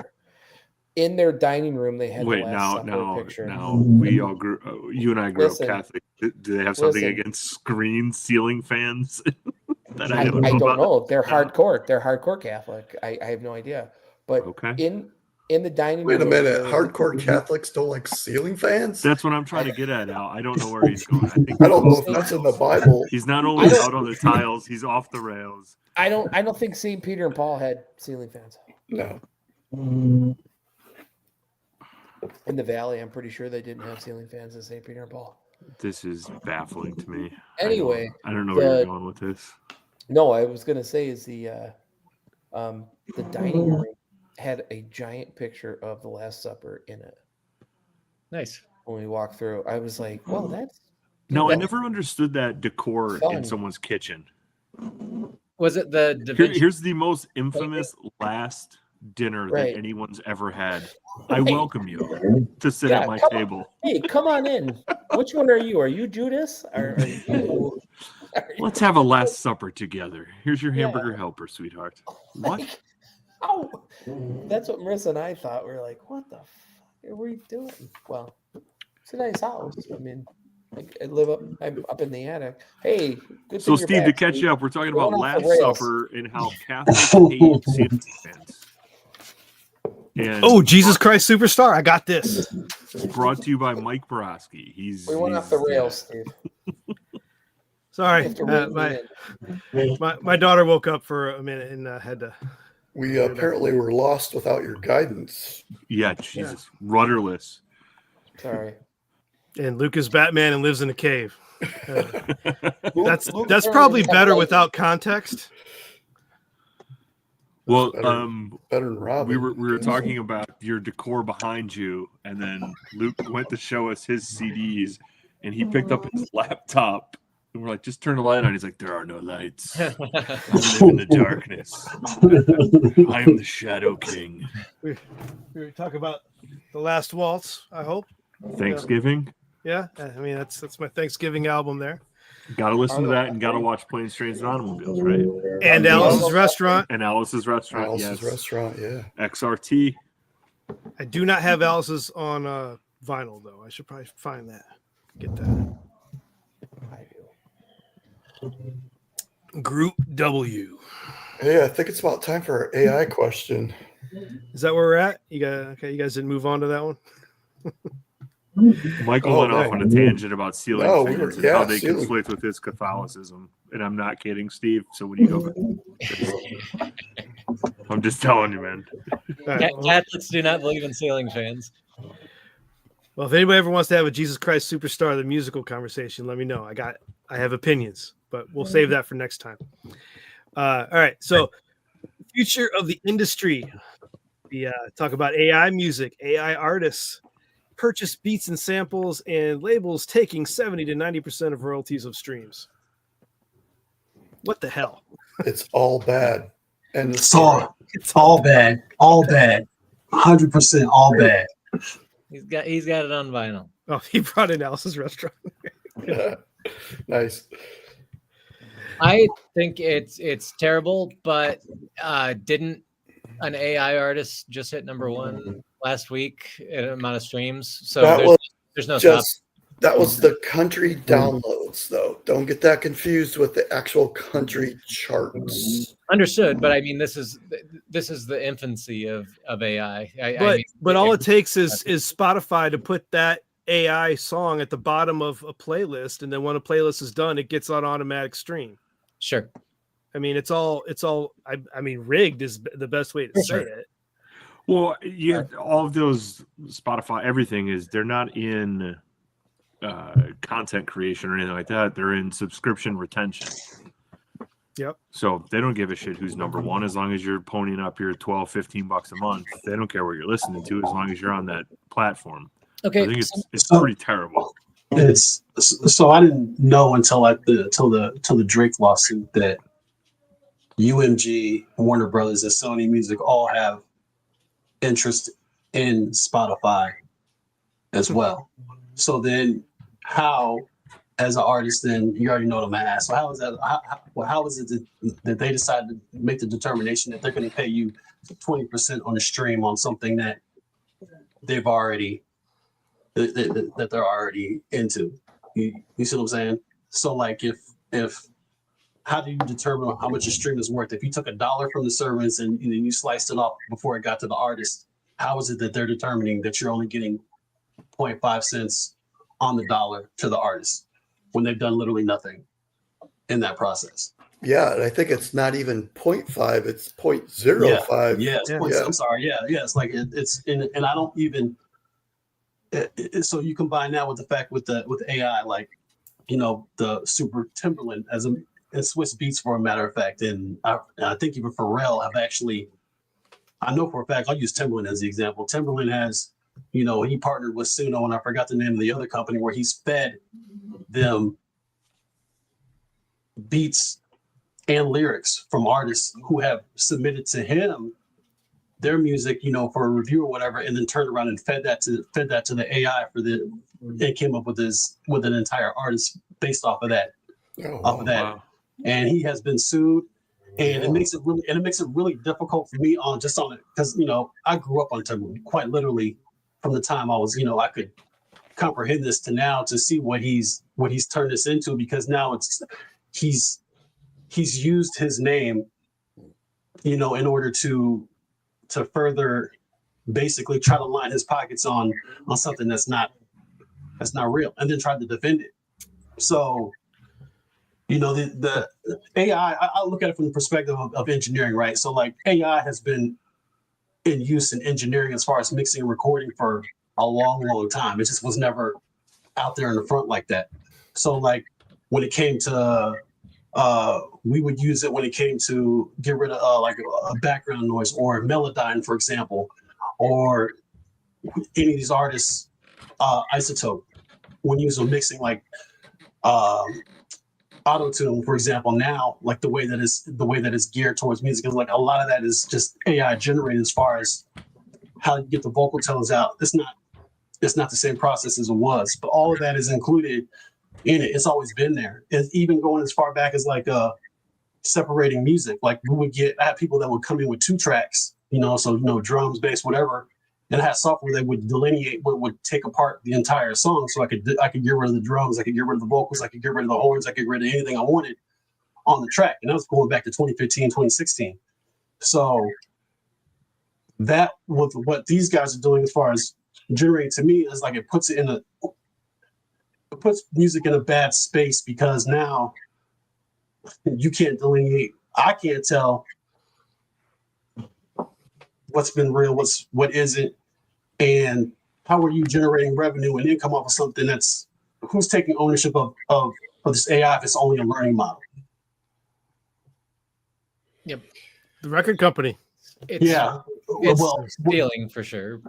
It's 100% stealing. Yeah. And, you know, so like, I just want to punch Timberland in the face, because, you know, like the idea of thinking that, you know, and I know it's happening in other genres. I'll just use this one because obviously it's what I know, but he's at the forefront, and he's trying to say that, you know, I don't own any of this. Well, if you don't own any of it, then why did you partner with the people and then turn around and feed people's lyrics and stuff to the machine for them to go? So Jamal, let me ask you this. So what if Timberland submitted his own beats and stuff for AI? Would that be different for you?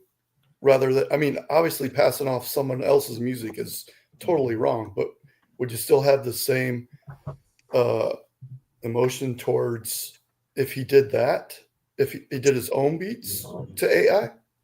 So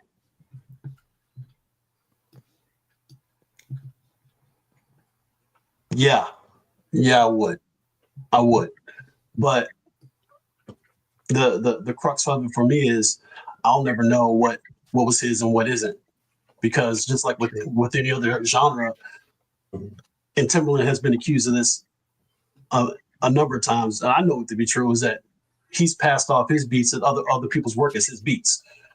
So going back to Justin Timberlake and even going back further than that. So yeah, like I still have the same sentiment about it. You know, it's I guess for me, like in this respect, it's in with the industry too. Like going back to the Drake lawsuit, along with the AI, is like the idea of trying to pass off that it's the next evolution. But to me, it it takes the creativity and the uniqueness out of the game for me that it just makes it disheartening. Like I don't want to listen to it anymore. Sure. You know, and I grew up in it. So 45 years old. You know, the genre is 50 something years old. It's not that old. I was like, so now it's like I feel some type of way on a deep level because where you've removed the creativity with the and I love to hear you guys' opinion on it, but you removed the creativity along with what created the uniqueness about it, handing it off. So you've basically gone the lazy route, I feel, on top of stealing other people's work and then trying to remix it. I agree. I mean, I think it's entirely unethical, and you know, it's like someone doing a sketch and then you steal that sketch and you paint it. You painted somebody else's sketch. You didn't create that. You just kind of put color on top of it, but you didn't create the design. Sure. You didn't create the base of it. Scenario. Think of your favorite dead artist and their estate feeds AI their previous albums and says, create a new album from this sound. And it sounds amazing. So let's say the Beatles. We get another Beatles album. It sounds exactly like them. It's not the Beatles. Understood, but it is because it's learning from their old album. So you're basically getting a new Beatles album. Let's say it sounds amazing. Would you still be turned off if it was catchy, if it was still John and Paul's voice? I mean, I personally do not like that. Oh, you yeah, know, yeah. To touch into like movies. I mean, Star Wars has done it. James Earl Jones has given his voice to Darth Vader in perpetuity. I personally don't like that. But will you still watch the movie? Well, the movies have been shit for a while, but that's neither here nor there. But but like Rogue One, I do enjoy Rogue One, but at the very end, they've got Peter Cushing and Carrie Fisher. You know, like they've passed away, and you've got them computerized, their facial, you know, regenerated. It takes me completely out of the movie because I don't like that. Sure. Okay. So yeah, I don't like that at all. To resurrect any artist that has passed on, I don't like bringing them back. Okay. Anyone else? Would you listen to a Beatles album that was AI? I think what's hard about that question, and I wish I was as staunch as I would never listen to it because I don't want to. But if they just said, "Oh, we found this unearthed track that like the Beatles have so many times," oh, we just remastered it and put it out, and then the next thing you know, you're listening to it, and you find out 15 years later that it was just AI computer created. Sure. Well, but I think the whole thing, like right Jamal, with, when you're like, talking Down about Man. like Timberland and like in beats and stuff, I think what it all does is it, like anything else, it just algorithm, whatever you want to say, it just takes everything out of it. It used to be hip hop meant something because you found a sample or you created a beat and you put your experiences on top of it. Punk rock, everything was humans making those decisions. Now you can debate whether or not all of it's good or bad, but the flaws is what made you fall in love with it, or at least made me fall in love with it. So now if we take all of that away, it might sound great and it might fool me. There's no soul in it. Exactly. No, I'm sorry, I didn't cut you off, but I just thought about something to Luke's point about if you would listen to. So there was a really popular rapper who had an accident. No, not necessarily. He got shot. Anyway, he was in a coma. He had the thing to help you breathe. I forgot the ventilator down his throat, so they messed up his vocal cords. So he didn't sound anything like that he sounded before he got shot. So just recently, he came out with an album, a collab album, where AI was used to help regenerate his original voice, and he sounds like he did before he got shot. And I can't lie, like it sounds damn good. But on another level, I'm like, this ain't. But I can't be mad because I'm like, well, and this goes back to what I'm saying. Like, I'm a fan of him, so I'm like, damn, he sounds. And not to be dark, but he should have collabed with himself, like two different voices. Like that. we weren't buying that shit. We weren't buying that. Kind of been. Well, I mean, like the old voice and then like his new voice, like he rapped over. Is that any different than auto-tune? Yes, I think it is different than auto-tune. Yes, because you're not fixing pitches; you're creating a whole new voice. Yeah, I'm just. It's not a new voice. It's his old voice. Are you saying auto-tune doesn't create a whole new voice? No. But I mean, yeah, it does. But it does. But no, I don't think it's the same. But to your point, yeah. But he still created it, and it came from his soul. So I don't know. I think you got to give him a little leeway there. And to his point, like I thought about it, I was like, on one hand, I'm like, fuck Timberland, excuse my language, but like on this hand, I'm like, damn, Beans sounds really good. And I'm like, he sounds like the old Beans before he got shot. And I'm like, but it ain't. But it just in my core, I'm like, man, it ain't. I want to throw out an interesting parallel. He's okay with it, though. If he's the one who does it, yes. I think that's way. I mean, obviously he's not touring. I want to throw out an interesting parallel. That's true. Milli Vanilli. Bear with me. I mean, they were popular. They were decent tunes in the late 80s, early 90s, whatever the hell they were. But then, once people found out they were lip syncing, regardless of the fact that the songs were catchy, sung by a real person, they complete drift off, fell off a cliff. I have no idea who sang them originally, but obviously Milli Vanilli was lip syncing. So does it take away from the quality of the song when you found out the people that were up front not doing it? It's kind of similar.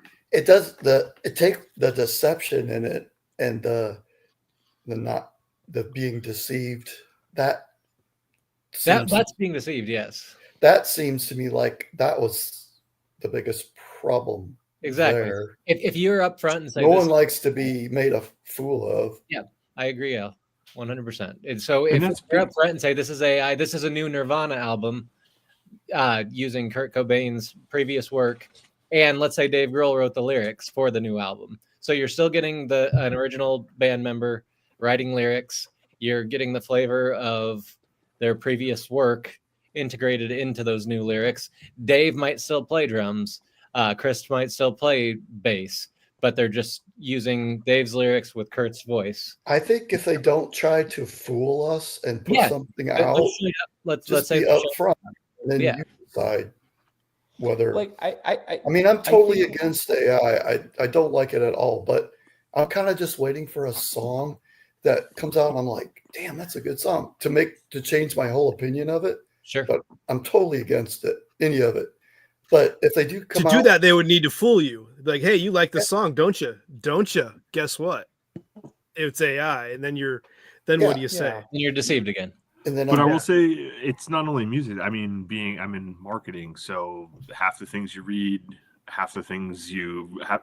Coca-Cola famously, their last 2 Christmas commercials, AI. I know you laugh, but the trucks, it was hilarious. Last year they weren't upfront about it until people got on their case, and now they're upfront about it. There are multiple commercials and multiple things that you see that used to be edited in a booth, or at least VFX and all that kind of stuff, that are just AI.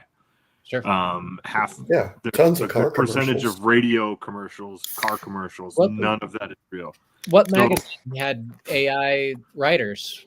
And they made up faces for them. And was it Sports Illustrated? Sports Illustrated. Yeah, I think so. Well, because most of the online, like Sports Illustrated, Time, all of those are owned by 1 or 2 conglomerates, and all they do is keep the masthead alive for clicks. They're just content farms. So we're getting into television. We're getting into editorials. We're getting into music. I mean, it's going to slowly take over. So I don't think there's anything we can do about it. So should we embrace it? That's. Well, I want to throw one thing. It doesn't matter if you do it. I for one support our new insect overlords. Well, one thing I don't like about it, and whether it's AI or the streaming, pyramid scheme, whatever you want to call it, it's the discouragement of bands and groups. So you're not going to get a Tribe Called Quest or Soundgarden or anything else anymore because why pay for a bassist and a drummer when you can AI that and just have a singer, and then you AI the rest of it, and then you only have to pay one person, because when you're only getting 0.004 cents per stream, but take that. You can't split that between 5 band members. But take that a step further. I don't think those decisions aren't being made at a band level, at a small level. Like Jamal was saying, there's 3 conglomerates that have, what was it, BMG, BMI, UMG, Warner Brothers, and Sony. Their assets, and we've seen it. Those assets, they're buying back catalogs to keep you subscribed, so you'll listen to the Beatles more. You'll listen to Van. But I'm Morrison. saying the startup bands. You're but I'm not saying getting. Nobody invests in those, so it's not just, hey, let's start a band. And what if we cut out Luke? Sorry, Luke. What if we cut out Luke so the rest of us can make more? Luke sucks. It's Atlantic or whoever is going to say, why would we hire these guys when we can just plug this into a computer? Yeah. So are they buying the back catalogs for that, you think, or for future AI stealing? I think for both. I think both. I think like when I'll use Lil Wayne as the example. So Lil Wayne sold his masters, right? And his half of the publishing, he sold Drake's and Nicki Minaj's back catalogs as well, right? So he's also sold it and licensed it in perpetuity into the future for theirs as well, without telling them. A whole different thing entirely, but without telling them. So he licensed that, and so they can be used. So Drake can stuff can be used in that vein without him seeing any kind of residuals or anything from that. And there's nothing UMG can do about that either, since he at that time that particular catalog belonged to Wayne. So it's like, and I use him as the biggest example because he went through the lawsuit, and that was part of the issue that he tried to put for the defamation lawsuit. So it's absolutely going to be both. And then I don't know if you remember, like it was basically epidemic probably like 3 or 4 years ago when Neil Pogue and these guys were coming up with conglomerates to buy everybody's back catalog, for what they, and I hate to misquote it, but at the time what they were saying was, because it's so hard to get our residuals and our publishing from so many different sources and streaming, that we want to, we just pay you up front and then allow us to do it on the back end. Makes sense.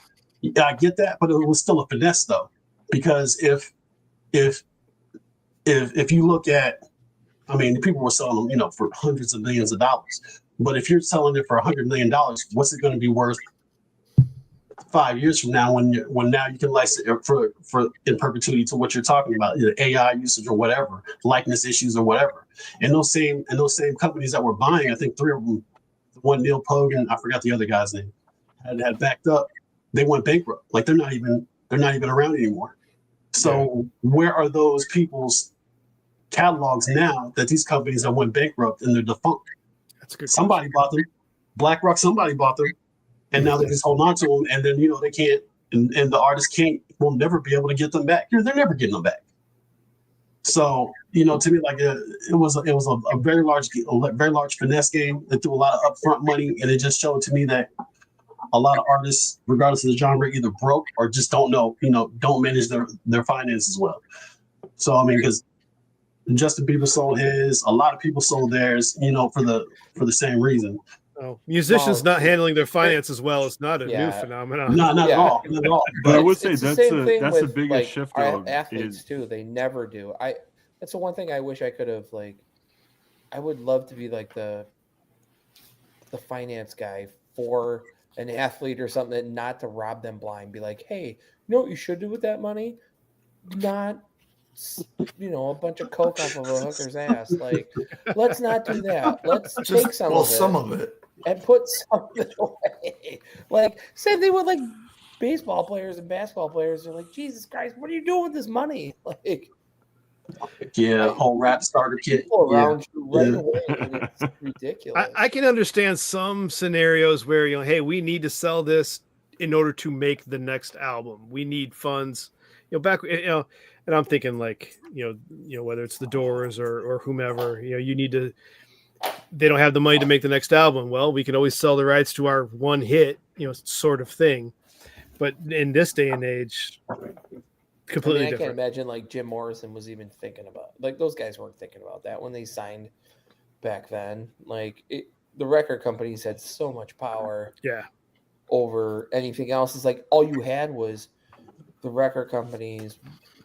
Well, you hear You about weren't those gonna- stories like the older bands. Speaking of the Doors, hey, they're going to give us $50,000 to do an album. Well, they didn't realize that they had to pay that money back. That was just And in then they gotta advance. tour, and then they got to do. And They gotta go pay out and for they it. buy all new equipment. They buy cars. They buy Right. houses for their parents. Oh, we got to make this money back for you guys. Oh shit!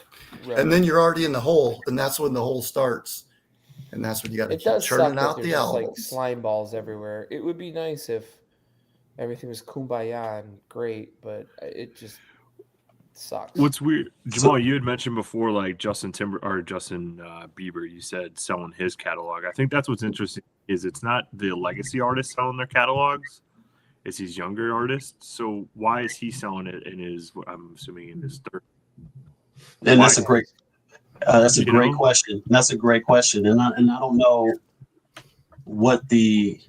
I don't know, but that is a great question because he sold it for like a couple $100 million. I believe it was like a couple $100 million, but which is nothing to, that's good chunk of money, but I'm sure he's got to owe everyone that was on it or whatever. And you would assume he and his estate are going to live on for a lot longer than that. Yeah, it's not like he wrote all those. It's not like Paul McCartney or John Lennon, like where he wrote and. Right, Well, I'm just saying he's 60 years younger than Paul McCartney or 50 years younger than Paul McCartney. In 10 years, he's eligible for the Rock and Roll Hall of Fame. Right, but think of the difference, though. Like, I'll see you guys here, and we'll be bitching about it. A Justin Bieber song has 7 or 8 people on it, and a Beatles song That's has the only song I know. 2 Sorry. people. well,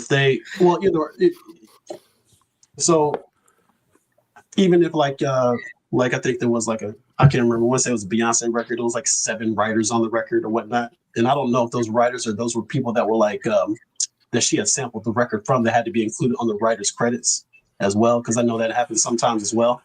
So we being in marketing, we tried to license a song for a commercial, and I won't say who it was, but it was just an instrumental hip hop track. There was 15 different folks that we would have owed money to because there was a sample involved. That sample was taken from this recording session. Like, it all depends on lawyers. It was you. Yeah. International Players Anthem, I Choose You, instrumental, UGK without Outkast, but you still owed Outkast money because they were in the room, and it was Because just they were in the room. No, it was crazy. No, it's not. It was crazy. And then if you want to use it in a TV commercial, or if you want to use it online, if you want to use it on social, if you want to have it on a phone, like, everything has a different pay structure. So that's what I'm saying to the point earlier. So then Justin sells his catalog for $200 million for that one song, could probably, Baby Right, could but how get a much is Baby he Back getting out Ribs of it, commercial 20 years from now to And clear make that. it. Right. Yeah. Right. So I just that 200 million, he's got to be getting like 20 out of it. Then he's not I just like looked at Paul Hailey Bieber. McCartney She's getting like making all billions. His What's wife, that like? his wife's making billions on makeup, so he doesn't have anything to worry about. That's it. There you go. So to go back to that 7 writers thing, is it some of that probably because most of the pop stars, whatever you want to call them today, don't write their own stuff. They bring in writers, so they're going to bring in a basic song. Well, they might not like this line or something, so then they might go to another writer and say, hey, what sounds better on this one line or even this one word? And then you got to give them credit. And then you're going to do a remix. You're going to do a 12-inch. You're going to do bring in this producer to mix it this way. And then so you got all these people involved. Is some of it that? Can I tell you what my experience was? Yeah. So when 4 different times I was an assistant engineer for a girl she was signed to a production deal, R&B singer. She had whole writers camps with 7 or 8 different writers, big name writers, not these weren't rookies. So they would sit in the room. They would all sit in the room, and she'd come up with like the melody, and then one person would be like, okay, so this is what we're gonna do. Do X, Y, and Z, do the first bar, and then somebody else would be like, okay, and then we do the second and third bar. So by the time the typical R&B song is only like what, 2 verses, 8 bars, and then a hook maybe. So it's nothing. That's the general structure. So literally, it was 7 people wrote 7 of the 8 bars, and not even the hook of the thing. And nobody was making, and they wouldn't let anybody leave until paperwork was signed that this is what they contributed, regardless if they used it or not. And if they could throw it away, she wiped the whole thing away and did a whole nother writers camp with a whole nother set of people. And then so it turned into a complete melee, a disaster. She shooting herself. But anyhow, so they did that 4 different times. And to watch lawyers and get involved, it's just like to his point, what he said was like the way that it broke down and the way that it ended up breaking down was she had 2 writers. 2 writers got credit for it, and then she took half or a quarter of the publishing, because then the masters and the publishing is separate. So then like the mechanicals and the royalties, all that had to be worked out. So it ends up becoming, and she got a sample. So I think at the end of the day, at the record, it ended up being her, 2 other people, and the other 3 writers credit were people that she sampled, were the actual original sample of the thing. So it ended up being 6 people. And I don't even know how they broke down. I think they actually ended up giving the publishing, which is where not the publishing, but like the mechanicals and the royalties, where the people make a majority of their money from. Off it, because the publishing is slow money, right? That's every quarter you get the money for that. But the royalties and mechanicals and things like that, they ended up just giving all of that to the people that they took the sample from. And they tried to do an interpolation, and there's all kinds of ways around it or whatever. But they were paying these people $20 an hour coming out of her budget to sit around and try to make up a record for them. So okay, so I don't know if this is a little bit of a different question, I suppose. So you got that person's in that room, and you have all these other people influencing her, but giving her ideas. So you've got all these inputs, but yet, so what I'm getting at is AI is obviously not people, but basically you're taking ideas, you're feeding it into AI, and you're coming up with a song. So she's got all these other people feeding her ideas and coming up with a song. So is it that much different other than being artificial? You know what I mean? I don't know the answer to that. That's a good question. If AI can come up with a banger, and then you can lie well enough to be like, I wrote this myself. Okay, do it again. Okay, do it again. And I think that's it. And I'm going to use Drake as the example. Like Drake had writers. Okay, do it again. He had new writers. Do it again. He had new writers. And then he didn't have any writers. And you look at the lot, and just for me, because I mean, that's what I know. But you look at the complete lack of creativity when now you removed all of the help behind it. So, it very well may be like, and that is a great question. That is a great question. But you're asking AI to learn and like what? I don't even know how to. Let me ask it's tricky. It's very tricky, right? It's tricky. Let me ask this. Okay, so if you've got a kid who adores Ringo, right, and so his entire drum persona is based off his inspiration, who was Ringo. He sounds similar, but it's his own style. Is that the same as going to a music LLM model and saying, give me a drum beat in the style of Ringo Starr, and you get one? Is that the same thing, or is that different? I would say it's different because I guess to stop an artist from doing either or. Nothing. And I've seen it done. Like anybody that's been has seen it done. Like, well, I mean, drum machines. That's well, drumming was just an example. You could do that with guitars. You could do that with a style of music, any of them. I mean, hell, I've done it on the backing tracks of album archives. I'll go to YouTube, give me a copyright free in the style of the Doors, and I get some generic, Vox Continental kind of squirrely sound, and it's enough to put it a low level in the background while people are talking, I don't get copyright struck. I will say when it comes to songwriting, though, I mean, we're all talking about the negative of it. I'm gonna turn around and make this like a positive thing because How dare you? I just Yeah, I'm you're sorry. done with. Sorry, my bad. So Mute. Where's the mute button? Where's the flowers? Where's the flowers and happy songs icons to put up? I just read this book. Just finished the other day. It's called "Say by Song" by Mary Gother, and when it comes, she's a songwriter, singer-songwriter, and like she does it on the opposite end. Like she sits with veterans and they tell her story. They tell the story to her and they write a song together. Like, I don't know, like, sometimes it is kind of cool, like if you get people in a room together and like write a song. Mhm. What?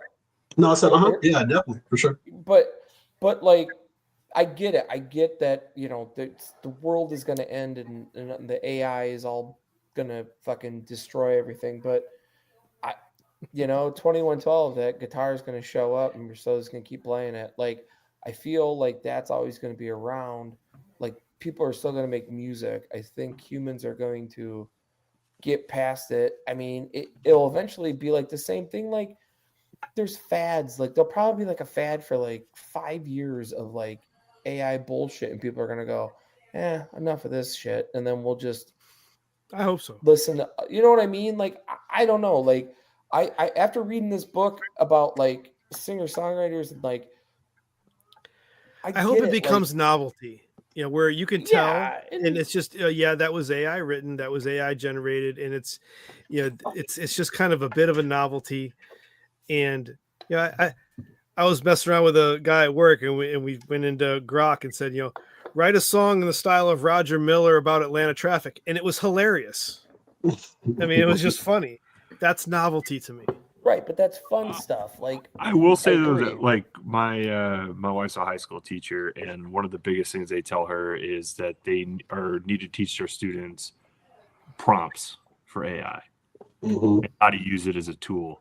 So, Michael, to your point, we're saying that, oh shit, this is going to replace this. This is when whatever we do it at work, where we have classes and all that kind of stuff, not classes, whatever you want to say, but sessions on how to use it. Like, I'm a copywriter, and everything, our computers are flagged where if I use a word that came from ChatGPT or whatever, it's flagged immediately, just because that's our company model.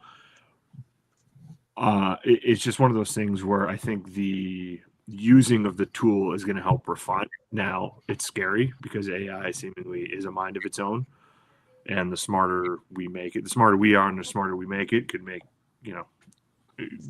But I'm sure people said the same thing about steam engines, and apparently, look, where it led us now, we're terrible and we're bearing us down. Goddamn steam engines. Yeah, no, but all that to say is, it's crazy, it's scary, but we're on the precipice of it. We're at the beginning, the stages of it, and I think if we can use it, and we decide like, hey, Nirvana's got a new record out, I can decide whether or not to buy it or not, or listen to it or not. But I think before you're talking about deception and all that kind of stuff, I think that's where you get into that gray area of, you know, this great band. What was the band that was leading Spotify for 4 months? They sounded like Kansas.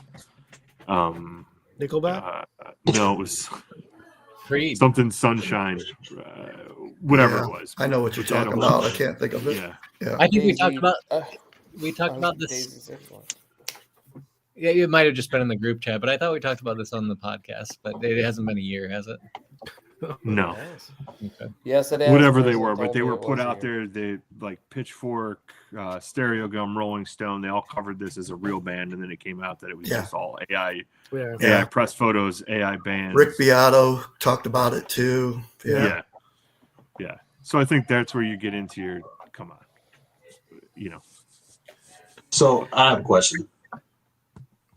Regarding the sales, streaming sales, and the sales in general.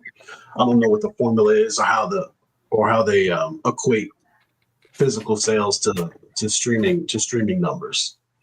But do you envision that physical digital media or physical media, i.e. tapes or wax or albums, will make any type of comeback in a significant way.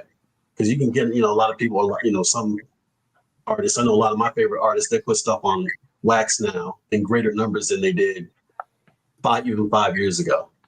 So a lot of it has moved to the direct to a lot of rappers anyway have moved to the direct to consumer model, bypassing Spotify, Apple Music, YouTube Music, all for the opportunity to go directly to the fans on their terms, and then offer up their media there versus going through Spotify and the major streaming networks. Yeah, you mentioned the hip hop community. It's huge in like the hardcore community as well, like cassettes and 7 inches and stuff. Mm-hmm. I just don't know if will ever be at a scale where it's sustainable. It's so much bigger though than you like 15 years ago. Though. I think Generation X and millennials will keep that alive, but as we get older, I will say some of my coworkers, like younger coworkers, younger meaning 26, 27. So would that be Z? Gen Z? Or are they still millennials? They're past I'll have to ask you millennials. guys. I don't know. Okay. But they are buying 7 inches and cassettes. So then, yeah, there are 3 generations right there that I think are keeping the physical aspect of. And they're way more than how we used to be. Like, there's your streaming rates, by the way. Oh, there are 2 zeros. Oh dear God. 2025. What is that? Is crazy. I never even heard of Deezer. Tidal paid that much. That's the highest one, and that's 0.01. So yeah, that sucks. Wow. But that's why I listen to Apple Music, because it's second. That's why you listen to it? You need like 500,000 streams of a song just to make minimum wage. I was gonna say, so you see these numbers, and then you're like, oh, why does I'm just putting it out there, but why does Taylor Swift have 15 different vinyl albums for $30 a piece? Now she's a whole other animal or whatever, but that's where she makes her money. Absolutely, and that's kind of what I was they're not making money on streaming, and everybody knew that though. Touring is where they make the money. Well, yeah, that too, but I mean, wow. So Metallica already said Napster bad. I heard a stat, and I'd have to look it up, but it was a ridiculous percentage of Taylor Swift albums are still in the shrink wrap. Like the people who are buying them don't even own a turntable. And it was specifically that. That's awesome for her. They're still selling them, but I mean, so there are going to be a lot of mint Taylor Swift albums in 20-30 years. Look at you. You've already got your discog. Yeah. It takes effort to listen to physical media. It doesn't take any effort to listen to something on your phone. And that's kind of like, I guess, the crux of the issue goes, the convenience versus like, I knew artists that you would never heard of. Dudes they never made it out of Georgia, Alabama, Texas, making a killing, off of merch and physical sales at their show with 2,000 people, and like they don't even bother putting their stuff on any of the digital media specifically for this reason, like with what they can make off of the physicals and what they can do regionally, and the tour itself. And then the tour itself. That's how indie rock artists have been doing it for, I feel like, Built to Spill and like, like these indie rock artists that are never big. Like they and a lot of those guys, like, it's like their job, but is it? Well, like OAR made their first album and printed it themselves and handed it out at their own shows. Yeah, and that's what, like Mike said, Built to Spill. So they're traveling in a van. They're not staying in posh hotels. They don't have a rider, that kind of thing. So they're keeping a lot of the cash from the tour itself because they're running on a skeleton crew. And OAR was pre Napster. When did Built to Spill start that? Yeah, but they're Built to Spill. They've been along way before. Yeah. Oh yeah. Okay. But there's a comedian. But after Napster, it's a different beast. Yeah. There's a comedian named Dean Del Rey, and he always says his goal is to get to 1,000 true fans. Not to sell anything out, not that 1,000 people are going to show up to his show, but whenever he puts something out, 1,000 people are going to buy at least the lowest level of what he puts out, whether that's a T-shirt, whether it's whatever, but they're going to be engaged. Maybe they're $1 on Patreon or whatever, but that way he can continue to live being an artist. For sure. And I always found that was interesting. And Jamal, when you just said these guys are, selling 2,000 seats and all that kind of stuff, it's just crazy what the difference between making your living as an artist, what that takes. Yeah. But that's the key word. They're making a living. So these are not greedy people. They're not buying mansions. They're not, they want to put food on the table and have a happy life. And I think I think everyone can probably benefit from that, not just without a doubt. Yeah. And I think that's the biggest thing is like, it's weird now that like people are like, oh, well, no one's making money in the music industry. It's like, well, I mean, how many people really did though? Like even in the 80s, in the 90s, and 2000s, like the 70s, who were like the people that were the big money makers? Like everybody like that was, you know the big names and you know how much they're probably worth, like Michael Jackson and all those guys. But like, like decent, like bands that you kind of knew, like that weren't like huge bands, like they're probably like, all right, well, we gotta figure out if we're gonna keep the lights on. Some people were, because they're like regular artists, they're like regular people, and they have to tour and they have to budget and everything, and like, or they just kind of live in a certain way. They're not making like millions and millions of dollars. It's not like, not to bring back sports, but it's not like being like a basketball player and all of a sudden like you sign like a $25 million contract at 18 years old. Like they're not getting $25 million at their first record and they're given $25 million. They are given, well, we're going to do this and then that. Like a lot of these great bands, like I know Luke, you like Geese, and Danny and I are really big into this band Wednesday. Like those kids are probably living in an apartment. Like, you know what I mean? Well, you just brought up new bands. Let me ask you this: for the group, does that impact where you spend your dollars? So, say Big Act is coming through for Michael and Luke, because you're in the center of the screen. For us, like Pearl Jam's coming through. I know that it's going to be $150, $200 a ticket. It's $50 a shirt. I'm going to do all this.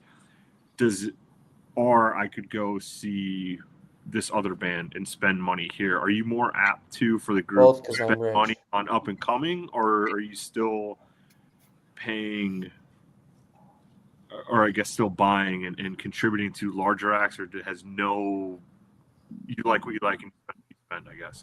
So I went and saw, speaking of Built to Spill, their bass player, I went and saw her play at a dive bar in Champaign. And I bought an album, I bought a t-shirt, I threw money at her, but wait, for those that don't know, Champaign is a town in Illinois. Yeah, I went to the Champagne room and I started throwing a dive bar in Champagne. And by throwing money, Melanie Radford. Late night confessions. Throwing money. So they had they didn't even make you pay to get in. They had a bucket.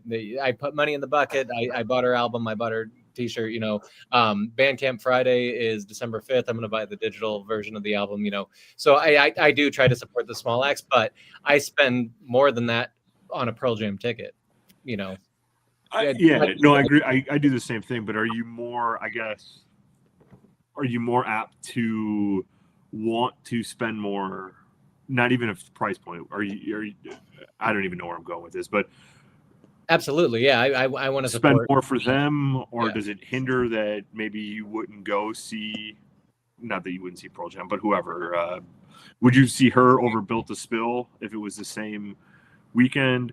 Does it not matter? Would you see her over Radiohead whatsoever?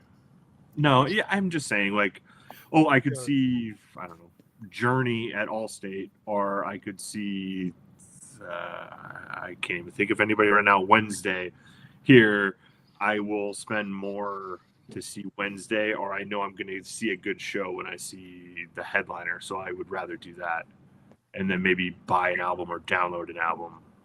Sure. It depends on the headliner. Yeah, like Steve said, I would definitely go see Radiohead over Blood Lemon, but if it's not on the same night, I will go see Blood Lemon, and I will support them the best I can. So I don't know. Does their ability, like in their life, I guess for me, it will come down to if I know their live performance is trash or not, because I know like I'm not spending. Like, I know if I can go see Jay-Z perform, or just say Outkast, I'm going to go see Outkast perform. I know that live show, I'm going to spend that $200 on a ticket, and I'm going to be okay with it. And if, like, the new act has that type of energy, or, like, I know that they put forth that effort into their live show, then, yeah, I would absolutely spend it. But for me, if they're just going to stand there and use a backing track and then not do whatever, I'm going to be absolutely livid. There's no way. There's no way I would spend anything on that, even if they're like a legacy act. Because there's plenty of legacy acts, and they're just standing there and use a backing track, and it just. That's a great point, and I think for those of us like with Pearl Jam, I think that's the reason we keep ponying up, is because every show we know they're going to deliver one way or the other, and it's going to be a different show. So I don't mind whatever the cost is, but if it was hit or miss, then I might think about it differently. Sorry, Michael, I cut you off. I was also going to say, like, when we're in our 20s and we are coming up listening to music, I don't know if we're expecting as much as we do like now. Like, we're almost like cynical, like later in life, because you've gone. Can I interject you? I would just say shows that you're but like, I almost well, say that are these guys really gonna fucking be that good? But like, I think that has a correlation with what you're paying. Because 20 years ago, 15 years ago, you could go see an up-and-coming artist for $25, $30. That same artist now is closer to $50, $75. Right, but again... So if I'm spending $75 to see somebody, more than we I want to... Though. I'm just saying, it's... To me, if I'm spending $15 and the show sucks, I'm not really pissed off. I'm going to throw my... If it's $75... Let me throw my 2 cents in there, and it's because I've got a different situation where I don't have I have no family support or anything, and I have small children, so it's we don't have any babysitters ready. So anytime I have to go see a concert, or want to go, not have to, I mean, it's not like someone's pulling my arm, but you're talking babysitters and everything on top of it all, which is expensive and it's outright. And for everyone that complains about that, I'm sorry, but they cost more money. So a concert has to be worth it, is what I'm saying. And most of my concerts tend to be ones you check off the legend list. It's going to be Paul McCartney. It's going to be Billy Joel, the ones that I've seen as of recent.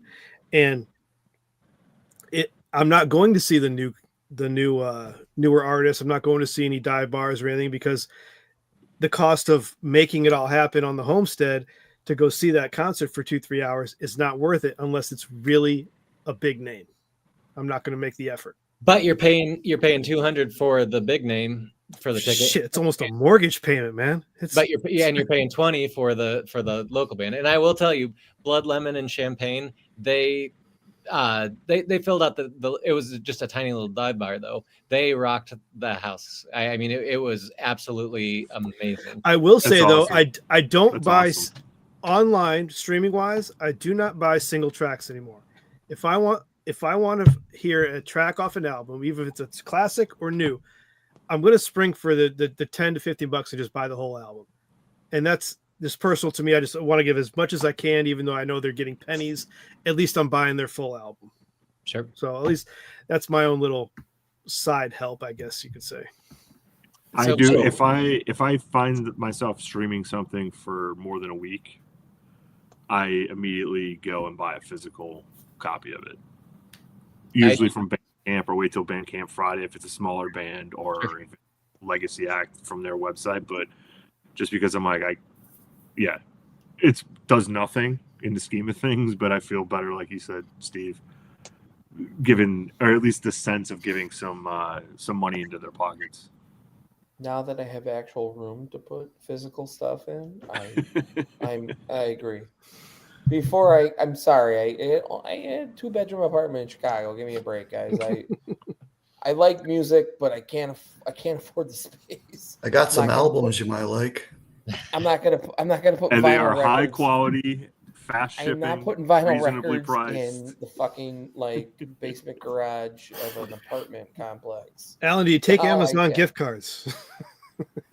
Sure, why not? I need to re-update. Let's talk after Christmas, Al. Yeah. I have an update I was going to send out next week. Actually, I went through some more. So, Jamal, if you don't know, Al is downsizing his vinyl collection, and there are gems to be had.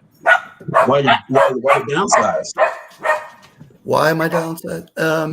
Yeah, there's different reasons. I mean, basically, it just comes down to I don't seem to find the time to sit down and listen to these albums. That's I don't know. Just don't anymore. I still do some. Like I got home today after work and nobody's here, so I got to put a couple albums on, so that was great, but that doesn't happen that much anymore. So I figure most of my listening is, since I'm back in the office now, I just have music on my phone, not streaming, actual physical music, MP3s on my phone. And that's where I listen to music the most now, seems like, at work. Gotcha. That's actually the exact. I had all my vinyl in a storage unit, and then the storage unit flooded, and I lost all of my vinyl. And so, my ex actually took my record player. So I just got another record player, and I've been on a vinyl binge for like the last. A friend of mine on my job co-owns a record shop, and I'm literally in there every weekend. Nice. Getting the vinyl back that I lost. And so, I'm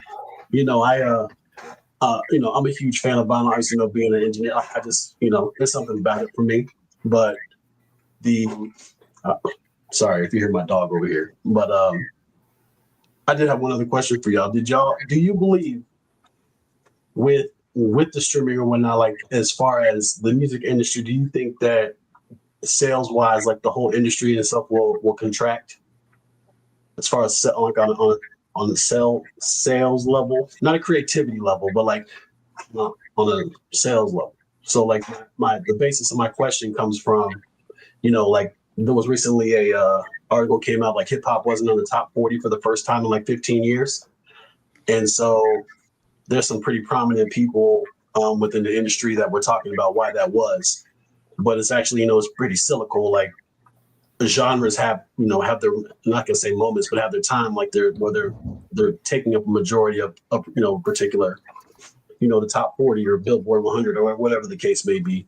And so, people were fretting that, hip hop is dead or whatever, which I disagree with, but it removed it. It's not on the commercial chart anymore. But within that, they said that, particular genre hadn't stayed in the top 10, I guess, consistently outside of Shabuzi and a few other, like, I don't want to say outliers, but a few other people. Nothing's been consistent in that, but generally, overall speaking, sales have been down year over year over the last 5 years.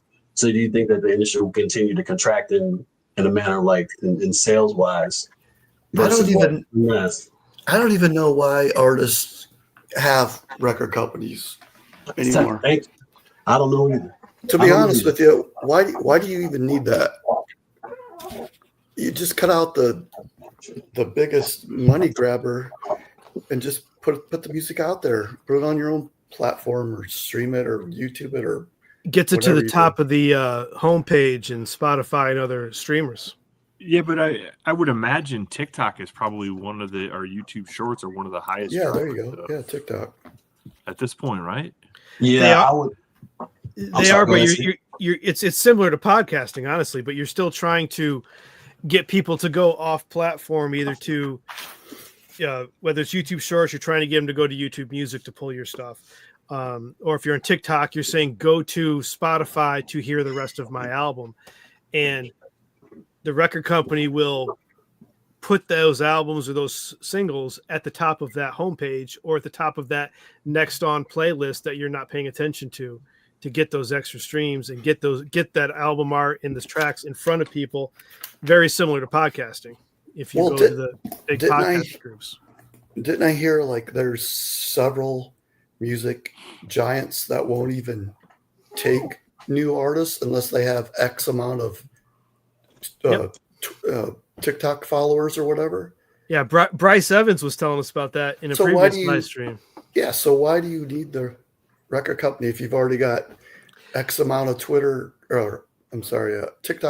Because the record company is buying the following, not necessarily the artist. But the following doesn't translate to sales. Nope. Couldn't you develop your own following without having to buy it? 100%. And I think that there's a gentleman named Ray Daniels. If you ever get a chance to check out his podcast, because he was a former Warner Music, he was an A&R senior VP for A&R for Warner Music, and I had an opportunity to listen to him in a podcast I was recording with another guy. And I'm paraphrasing, but he said, if you look at it, you can look at a timeline of a record from TikTok to becoming number one. So you can clip it for TikTok, clip it for YouTube Shorts, clip it for IG, and then you can watch the following grow until it becomes a bona fide hit. And he used what's his name as the example. I don't even rep the set. I forgot the dude's name, man. Damn, I forgot his name. But dude's up for a Grammy, or he was up for a Grammy. But he's like, you can watch it and then they clip it and then watch it go viral, and that's how they would go about looking for potential new acts to sign. He's like, but a lot of people lost their jobs behind that because and the legacy acts is like, because you can't, a following doesn't translate to sales, and then the sales doesn't translate to to follow on listening to generating new fans. Fans and sales are not the same. Does a TikTok view count as 1/100th of a penny? That's a good question. I don't know. If a TikTok video gets 30 million views, do they get the same as if someone streamed that song 30 million times on Spotify or whatever other streaming service? That's interesting. Yeah. Oh no. That is a great question. I mean, because you're only getting 15 seconds of the song on TikTok. So maybe it's 1/1000th of a cent. It is interesting though, because when you guys are talking about like you have to have followers or they won't sign you, isn't that similar to A&R artists back in the day? Like, we'll see you, and if you fill out the club, we'll sign you to a record deal. So it kind of seems like the industry, clearly technology is taking over, but it's almost like they're trying to use old methods for control. Old methods, but way less risk. Because in a club you're going to have 1,000 people, on TikTok you're going to have 100,000 people. Well, I mean, it goes into marketing because it's the same with actors too. A lot of times productions will look at their Instagram follower count because they know that if you're acting on a production, you're going to share the promotional material, and that's free advertising to several thousand or several million, depending on your follower count. That's free advertising for the movie. They will use that to make decisions on who they cast. And it's evident in some of the movies I've been watching lately. I was just gonna say, why is Zendaya in everything? Hey, was she in the dirt? Hey, I'm gonna go completely off topic. Have you noticed how much smoking has come back in movies lately? People are smoking a lot in the newer movies I've been watching. Like for a while, for many years, no one smoked in movies. and all these new movies I've been watching, people are smoking again. What's going on with that? Like, are the cigarette companies paying out some big bucks? What's happening there? I don't know. Speaking of that, I got another one. Have you ever noticed how in movies there's a green lampshade? What is the deal? Oh. Have you heard that or seen that? Check it out. Check it out. Green lampshade. You'll never watch a movie again without seeing a green lampshade. They're in every movie. As my son's in A Christmas Story, the musical. Green lampshade. Part of that. Green lampshade, desk lamp, brass with the green. Check it out. You'll notice it now that I mentioned it. Our grandfather had one of those, I have one right over here. But the reason I bought it was because of that, because I've seen it in so many movies. It's a conspiracy. Yeah, Grandpa had one in the corner there, Magnolia. Yeah. I'm going to go on a bench tonight and see if I can. Everyone send their pictures to Al. Yeah, do it. Cigarettes. Yeah, because I need that instant. I need that gratification that you guys are listening to me. Cigarettes and green lampshades coming your way. Yeah. Well, let's move on to some of the random questions. These are random questions that just kind of pile up over time. So, how do you get new music today? People send it to me. People send me suggestions. Suggestions, friends. Yeah, damn Google algorithm. Because I use YouTube Music. Excuse me, I use YouTube Music, and it'll be like, hey, I think you like this guy. Remind me of my workout playlist. I get a lot of music from there, and then I don't have TikTok. So like, if I catch a YouTube short and I hear something on there, then I'll go look for it. That's probably about my two biggest ways. Or my brother. He'll hit me up. But yeah, those are probably my two biggest ways. I kind of feel like, I don't know, I've never not found new music. And I think, I'm not going to speak for Dan, but like the two of us have always kind of found it. Like, whether it's like word of mouth or like, I mean, I subscribe to like Paste online, and I'll read blogs and stuff, or I'll get texts from Dan or other people. But I always feel like I know. I mean, it's mostly like rock and like cool indie bands or stuff like that. But it just, I feel like I've never not, but I'm always still hunting for new music. Like, I think I may have said this on the stream before, the podcast before. It's like I'm still I never want to not know. I did not know like my favorite song of all time. Like I always want to keep itching to find it. Like that's, I don't know. That's kind of feel about it.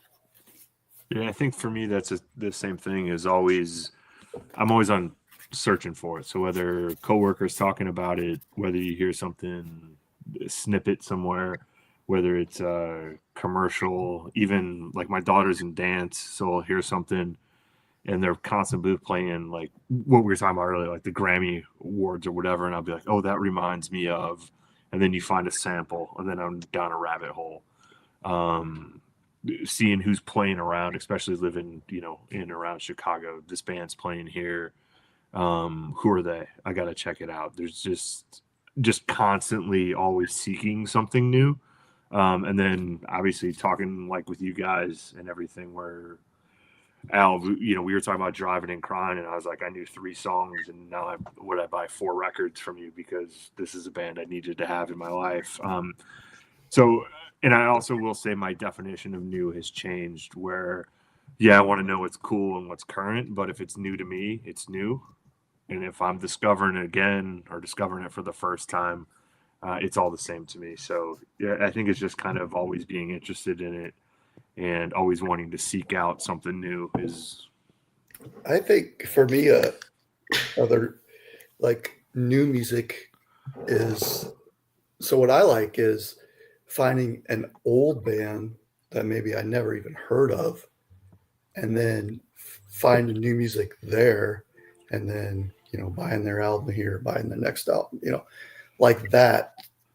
I guess, because honestly, I don't know anything about the new music, and I don't know if it's just blinders on purpose or if I just don't like any of it, but that's my new music. Finding an old song or an album, and then obviously that's new to me because I've never heard it. That's what I like doing. So go ahead, Jamal. no, I was gonna ask is you guys suffer? What's the term I heard? Taste freeze. Never heard of that? Like you just get to you get to a certain point, like a certain age, whatever, and you just don't care anymore. Yeah, I like that. Yeah, you're good where you're at, and you just like nothing else. Like it barely interests you. It doesn't evoke the emotion anymore. I think it's called taste freeze. Exactly it. Taste freeze. Love that. Okay, I'm gonna steal that. I'm gonna do it. My taste freeze was broken. Geese.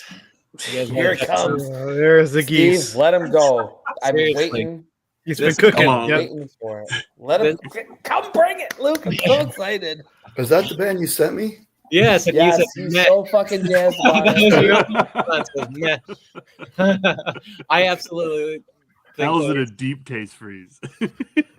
I'm sorry, I didn't. They have something special. There is creativity there. It's old school but fresh. I don't know what it is. I'm just completely drawn to them. I had to actually stop listening to their albums because I was burning myself out so quickly. But I think I probably, so back to my previous statement when I said I haven't memorized an album, I've got their latest album memorized. I listened to it so much. It's just, it's absolutely phenomenal. But how did you come upon them? Okay. So Geese, I came upon on iTunes. So iTunes has at the top albums released this week. I'll listen to the 15, 30-second clips. iTunes, boomer, man. No. So most of the time I find my new Apple Music, Luke, is what he's trying to get you to say. No, I've never streamed a song in my life. I don't have. Oh no, Danny, iTunes still exists. I don't have social media. I'm an old person for sure. But so most of the time I find my new music through email. So I've purchased so many records that I get updates from all these record shops. So In Groove is one of the record shops. Acoustic Sounds is another. So they send out emails every week saying new this week, and that's where I find a lot of it. Forums like Steve Hoffman forums and Pearl Jam on their fan club. They've got a section called Other Music, and a lot of people say I just purchased this album, blah blah blah. So I'll find it there. But yeah, I don't do the streaming or the social media. I will say, Luke, that is a great thing that you just brought up that I failed to mention. People that are doing it independently. So like there's a Substack called No Expectations, I believe, a guy with the name of Josh Terry here in Chicago. He puts out like 5 albums that he's listening to, and then he has like a 15-song playlist to go along with his newsletter.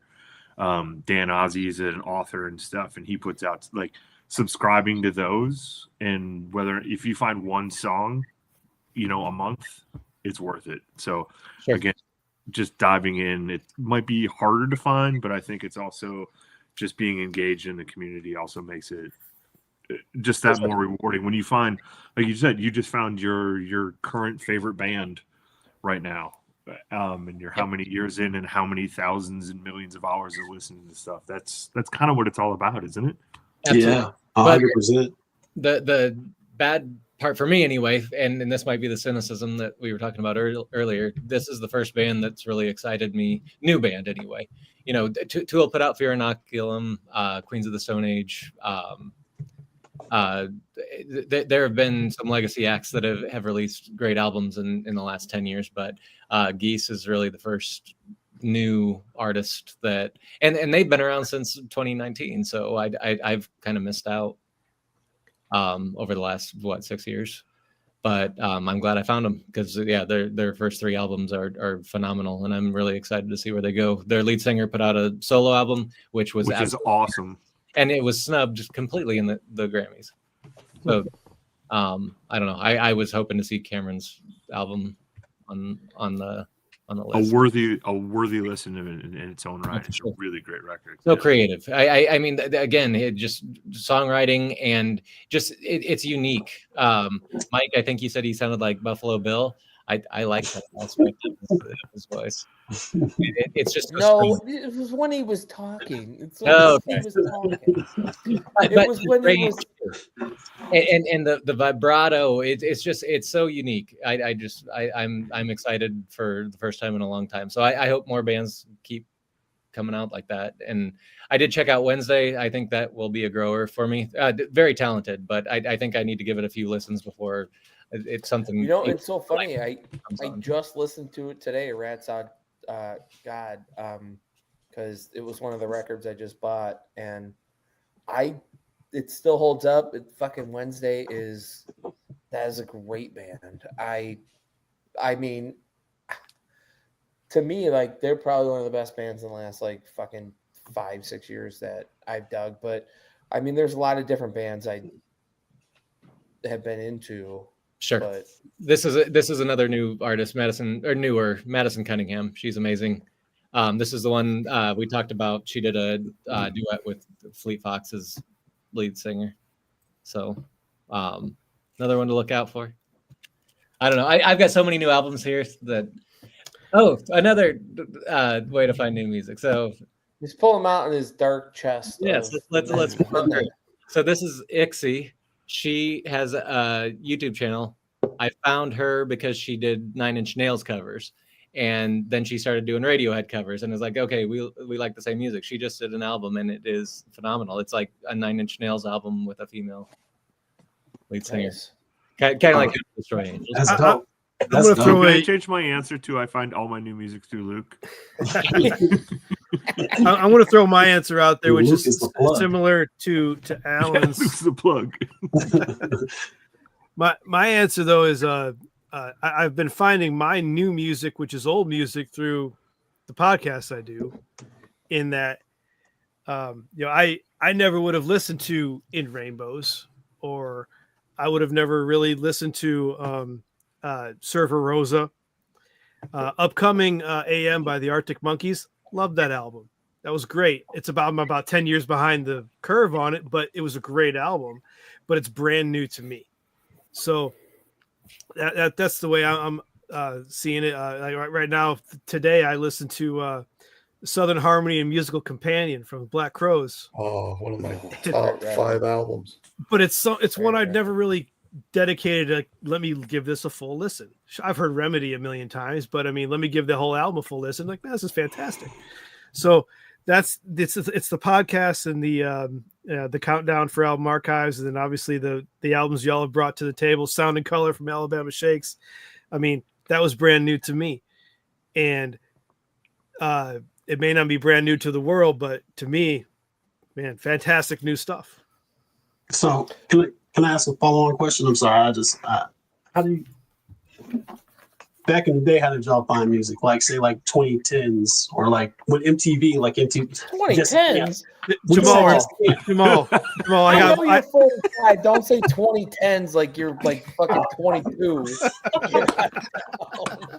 We found our Gen Alpha. Get out of here. You know, that one time. Back in the day, we had like 3 channels on TV.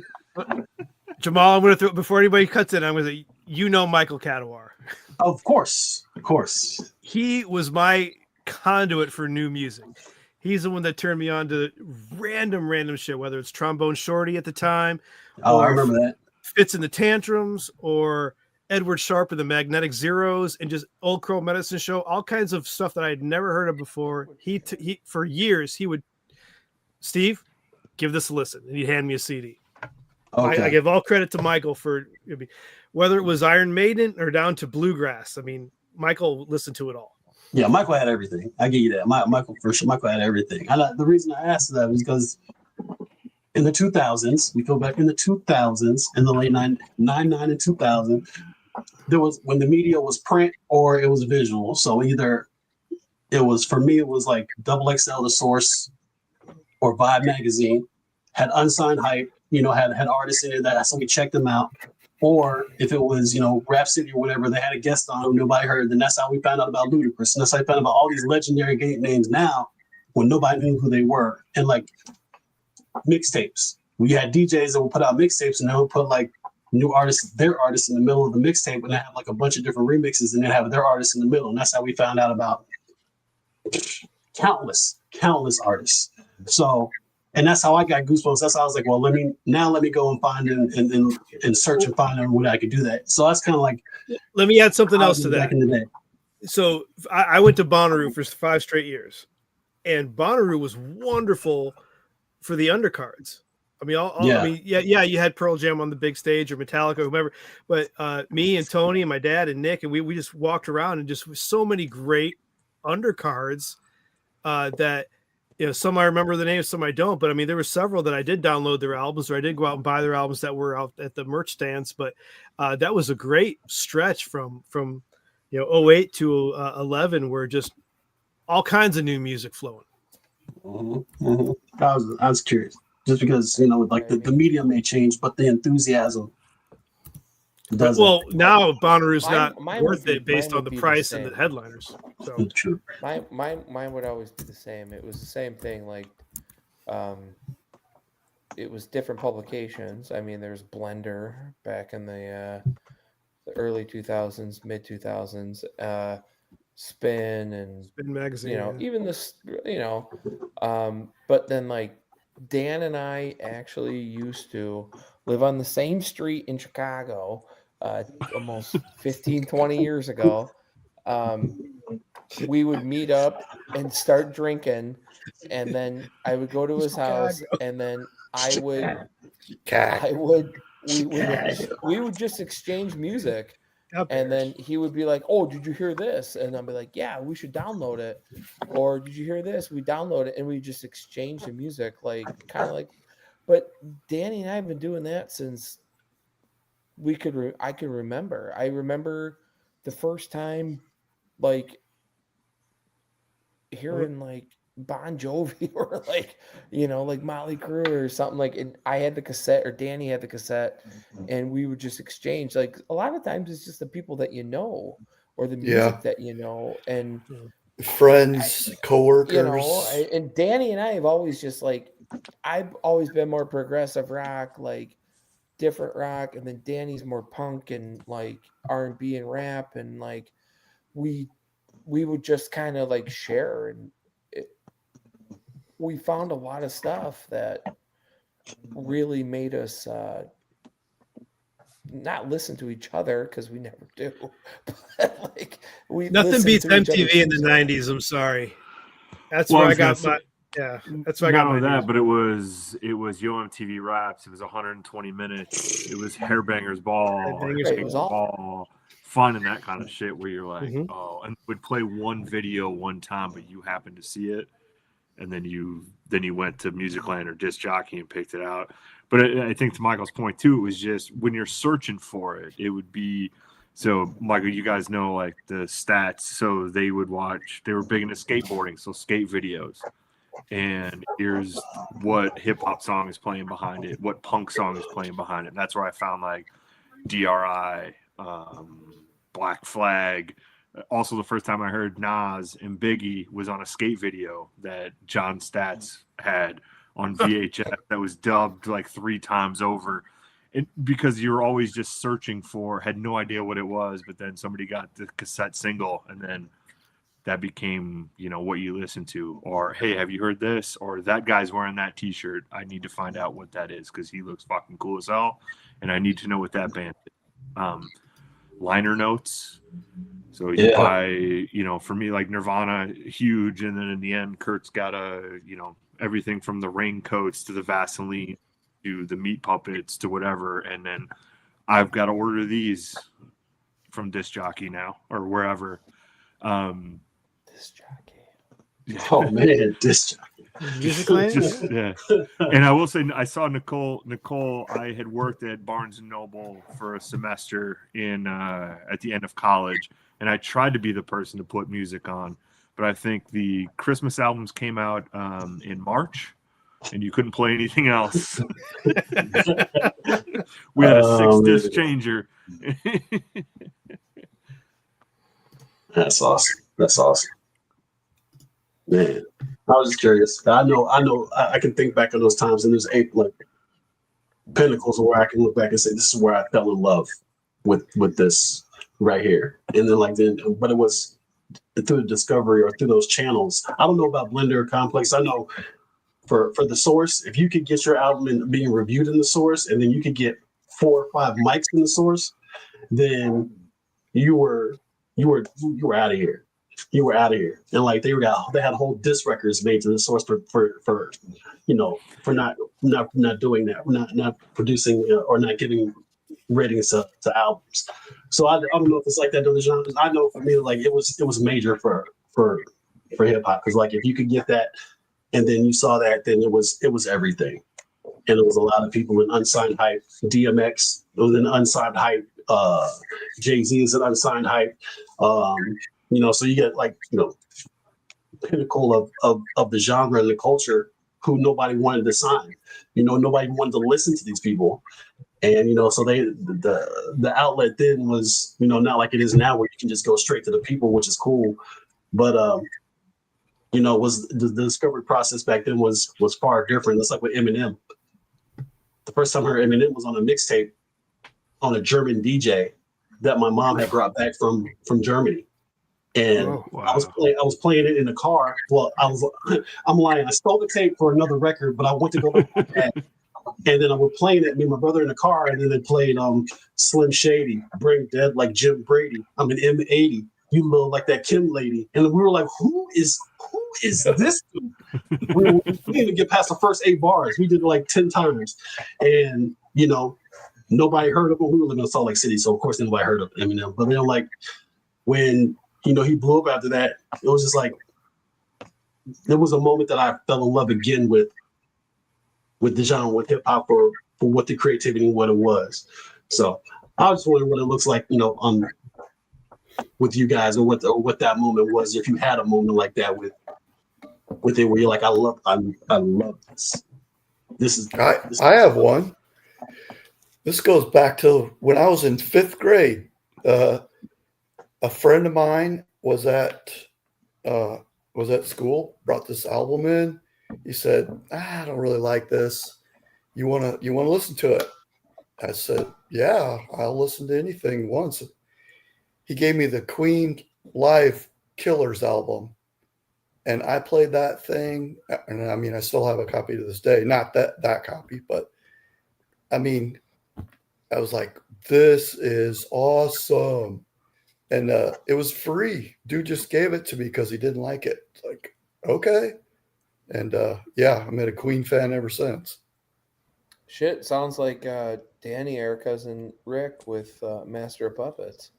Yeah, Music Rewind dropped there. So go back and listen to the Masters of Puppets episode. Steve will edit in what it is. But yeah, he was in 4th or 5th grade, and the classmate next to him had the cassette on his desk.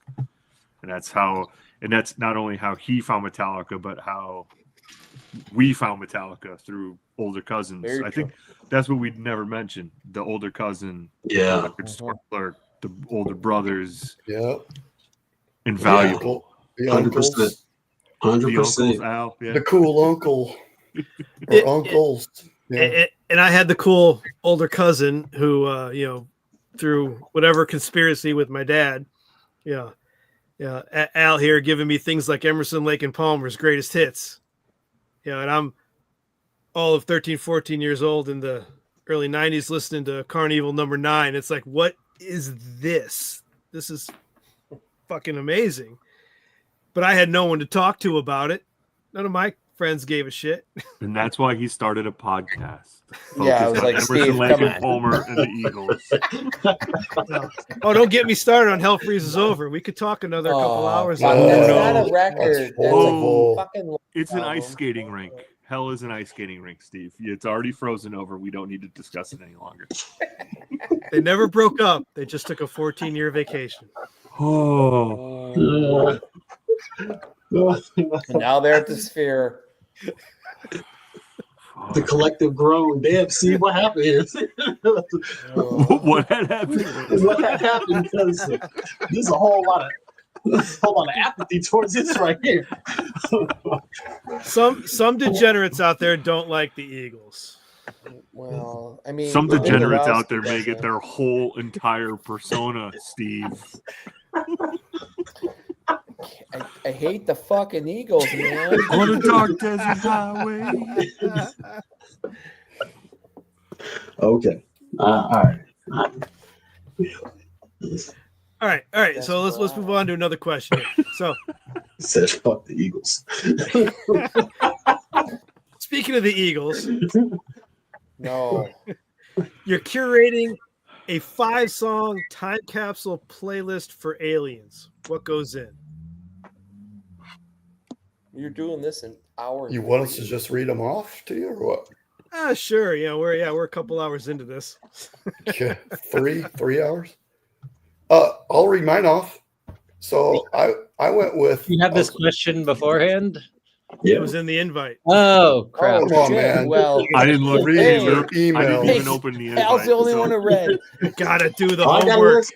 I got a list too. I'm ready. Oh, see, Jamal's on I'm it going, too. holy shit, how am I going to come up with those? Yo, got notes. The two other guys who are always talking. Index cards. The invite's been out there for a week, fellas. No one uses MailChimp. Everyone should use MailChimp. The three other guys Sorry. talk to Steve every day. No idea that we're supposed to do this.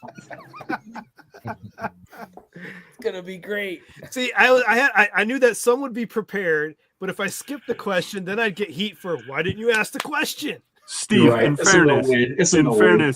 Steve, you start sending text messages like 4:30 in the morning Central Time.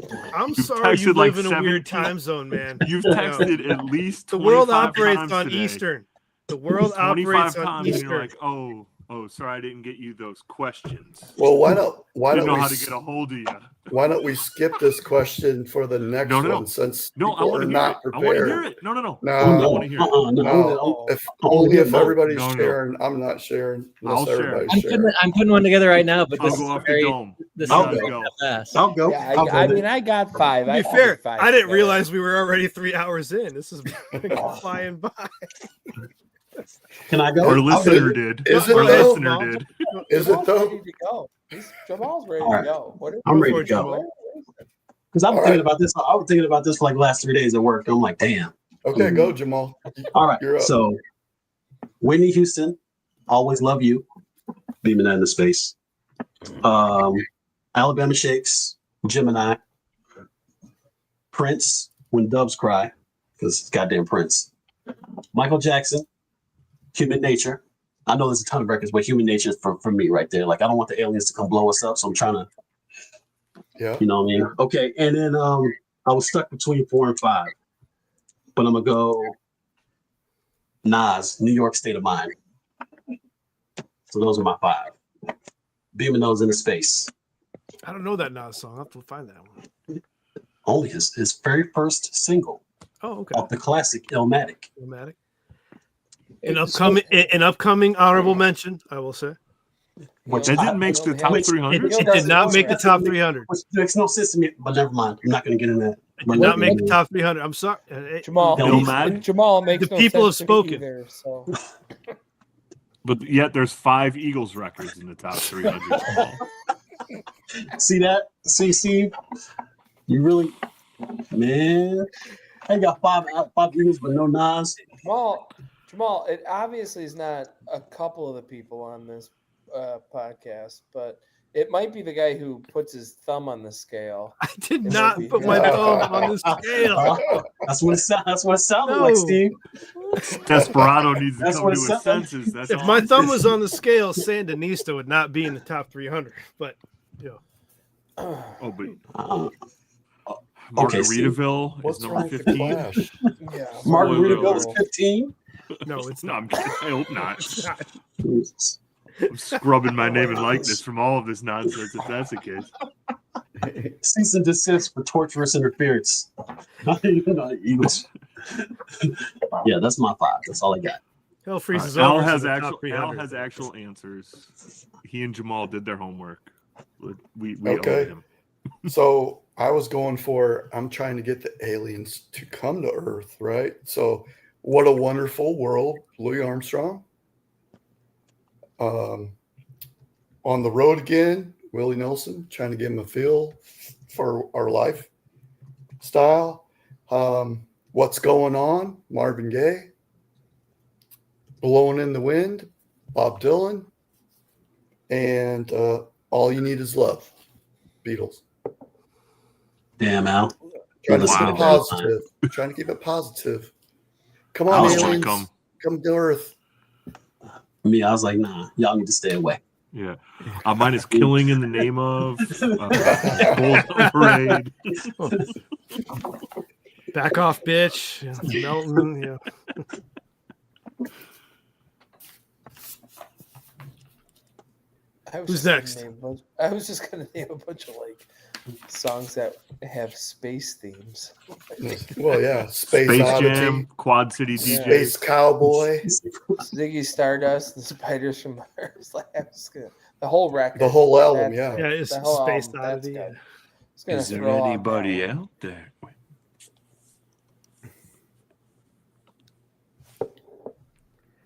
Wait. I missed that. I'll be part. honest, I didn't have my 5 either.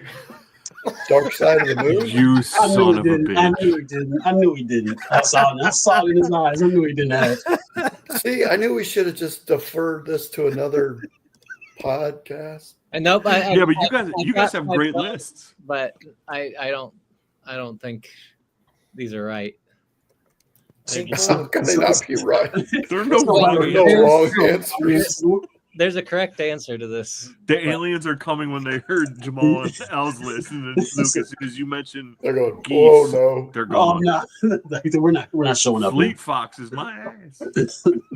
All right, I'll go.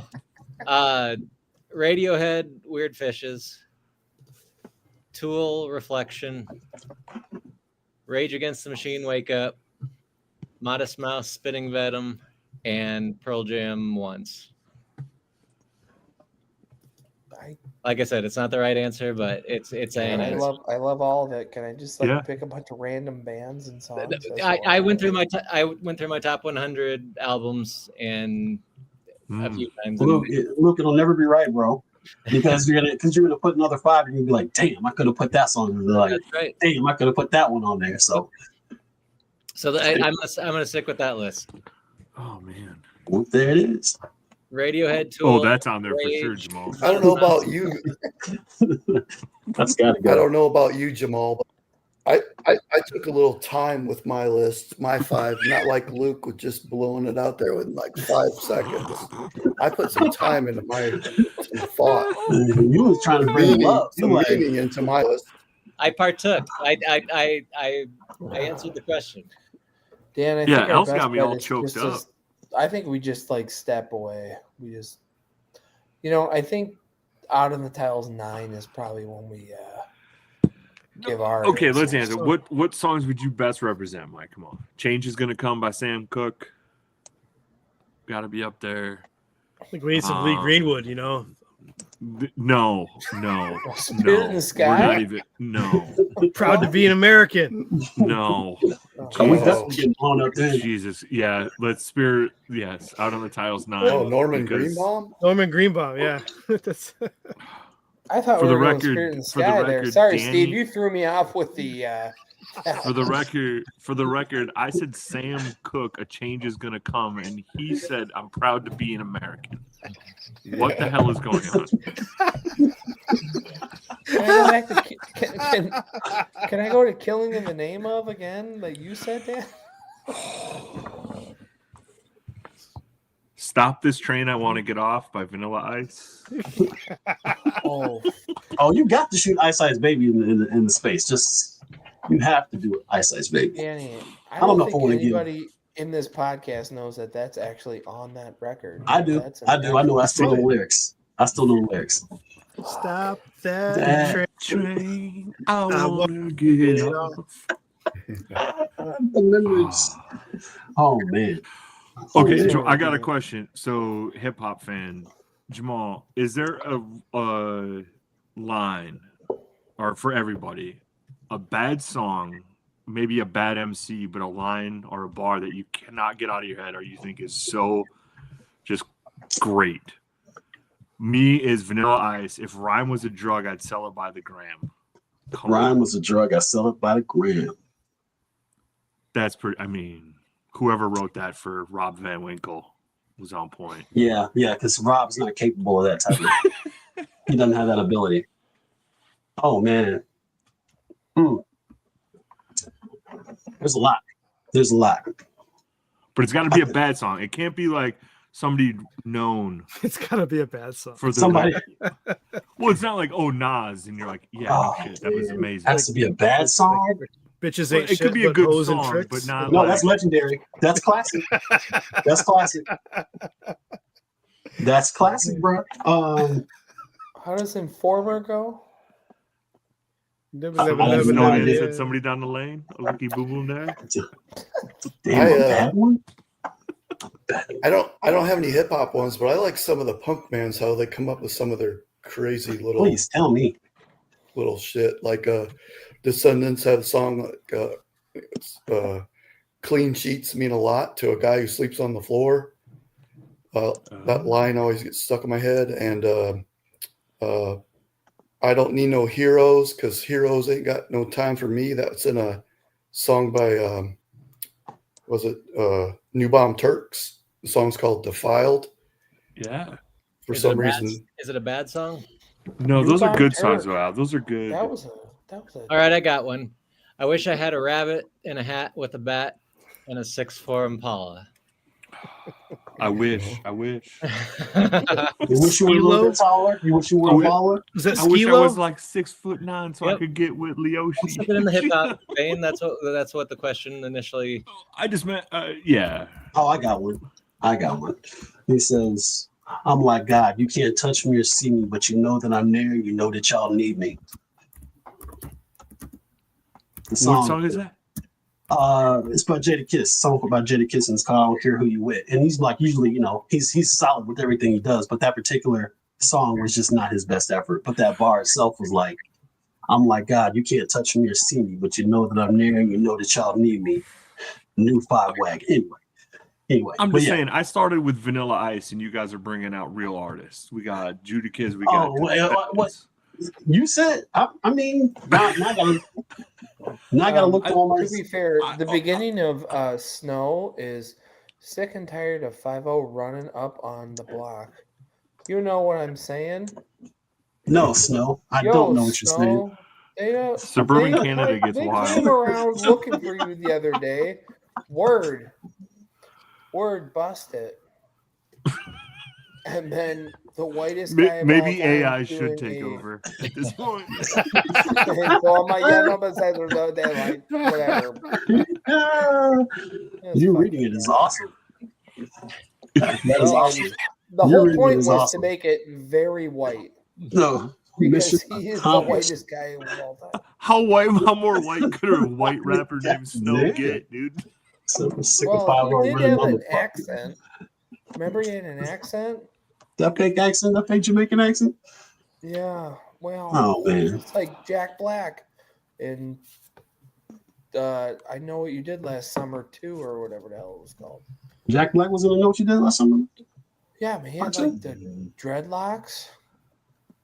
He had like white dreadlocks. You guys remember that one? The Jack Black was like the vaguely. Guy. Yeah, he was. I saw the movie, but it's been many, many moons ago. Jennifer Love Hewitt was my love. Well, nobody got past her. I mean, that's all that mattered. All right, next question, Steve. No, you mentioned Jack Black, and you make me think of fucking Kickapoo, where you try to fuck with me, and I will fuck with you. Who are these people? Kickapoo. No, that's Tenacious D with Jack Black singing Tenacious D. Well, you said Jack Black. That's the first lyrics that always pop in my head. If it's not Lee, but yeah. Lee. Fucking Lee. So, funny joke is Danny and I, we went to high school, and so Steve did as well. Is that the joke? You went to high I school? think we all went to high school. No. Yeah, We went, I love we went to whenever high he school. starts a story, funny All right. joke, and he brings me right into it. Like, fuck. Well, no, it's Lee Hansen, and every time I walk into the bar when he's bartending, I always yell Lee. So you can see how my participation was necessary in the telling of that story. I was just saying that we went to high school. Oh man. I'm sure you're the only one Lee ever hears that from. I actually am. Now, Well, a bunch of old balls. all right, let's get one more question Well, here I said before we yeah. start to wrap it up here. That'll really tie it all together. Yeah, we got to tie it all together. These 3.5 hours we've been on. All right, this is a good one. If you could resurrect one forgotten album from the past 50 years and make it a global hit today, what would it be? Blind Melon Soup. Oh, did anybody research this one? Nope. Did anybody It's a do I any? just pulled that one Fantastic, right out of the fantastic album. Four Squirrels example. Oh, fantastic. Mine is by a band called Cry of Love, and the album's called Brother. Came out in '93. I'm going to go with I don't know that one, Al. It's excellent blues rock 70-ish riffs, kind of like Free, the band Free type stuff. In the 90s? 93. Yep. Didn't get much attention because you know what came out in 1991. So never mind. Obviously, Blind Melon Soup came out right around then as well, and I think that album is a masterpiece. I think they kind of got drowned out as well. You know, one hit. Soup is amazing. Yes, I got to go with a band called the Exploding Hearts, Guitar Romantic. Ooh, Much like yeah, Michael, Dan. Four Squirrels example, put out the album, and then as the album was being released, van accident on the tour, but very great pop punk, kind of power pop. Is that what happened to them? I think we talked about this, but that in was the vein, that like was if a you like great Cheap record. Trick, you name it, great band, or potential to be anyway. Oh yeah, and for all of you who don't know, Four Squirrels was a really big. They were going to be, like big enough, but on their big drive home, they died, and the lead singer died. And the record is still out there. It's great. If you can, Four Squirrels example is. He even wrote a song about Kurt Cobain, which is kind of weird that he died later. But I'm going to go with Us Three, Hand on the Torch. Biggity Bop. Yes, with Cantaloupe. That's the only song people know from it, but it's a great album, and it's worth a listen from everyone. It's a mixture of jazz and hip hop and R&B. I love that album.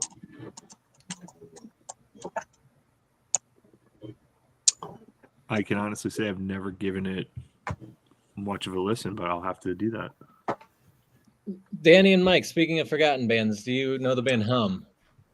always Champagne's finest, man. Champagne's Their finest. newest record is great. So Blood Lemon, the band that I told you I went and saw in Champaign, saw them at Loose Cobra. Guess who owns Loose Cobra?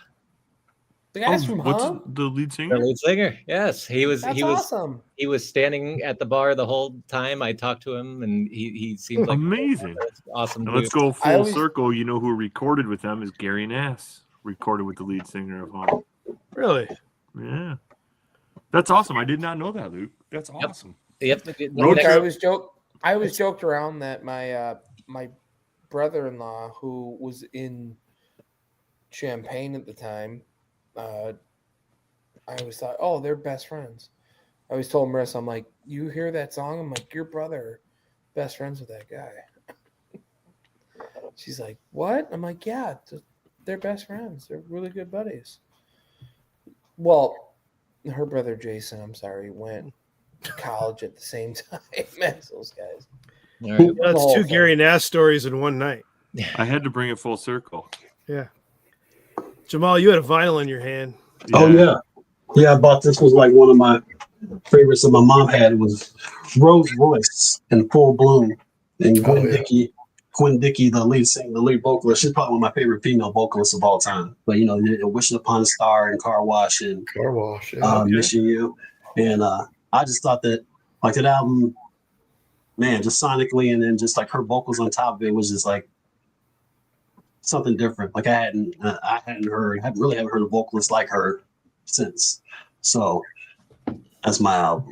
Is Car Wash on that album? Actually, no. Car Wash is not on this. Car Wash was its own on the album before. Yeah. Is Car Wash is the soundtrack? Yeah, the soundtrack.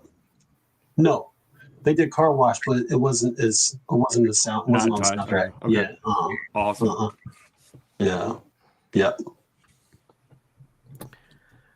All right, well, guys, before we wrap it up, any final thoughts, caveats, and anything we covered tonight in our Listen to the 3+ hours? Listen to the Interpol album archives next week.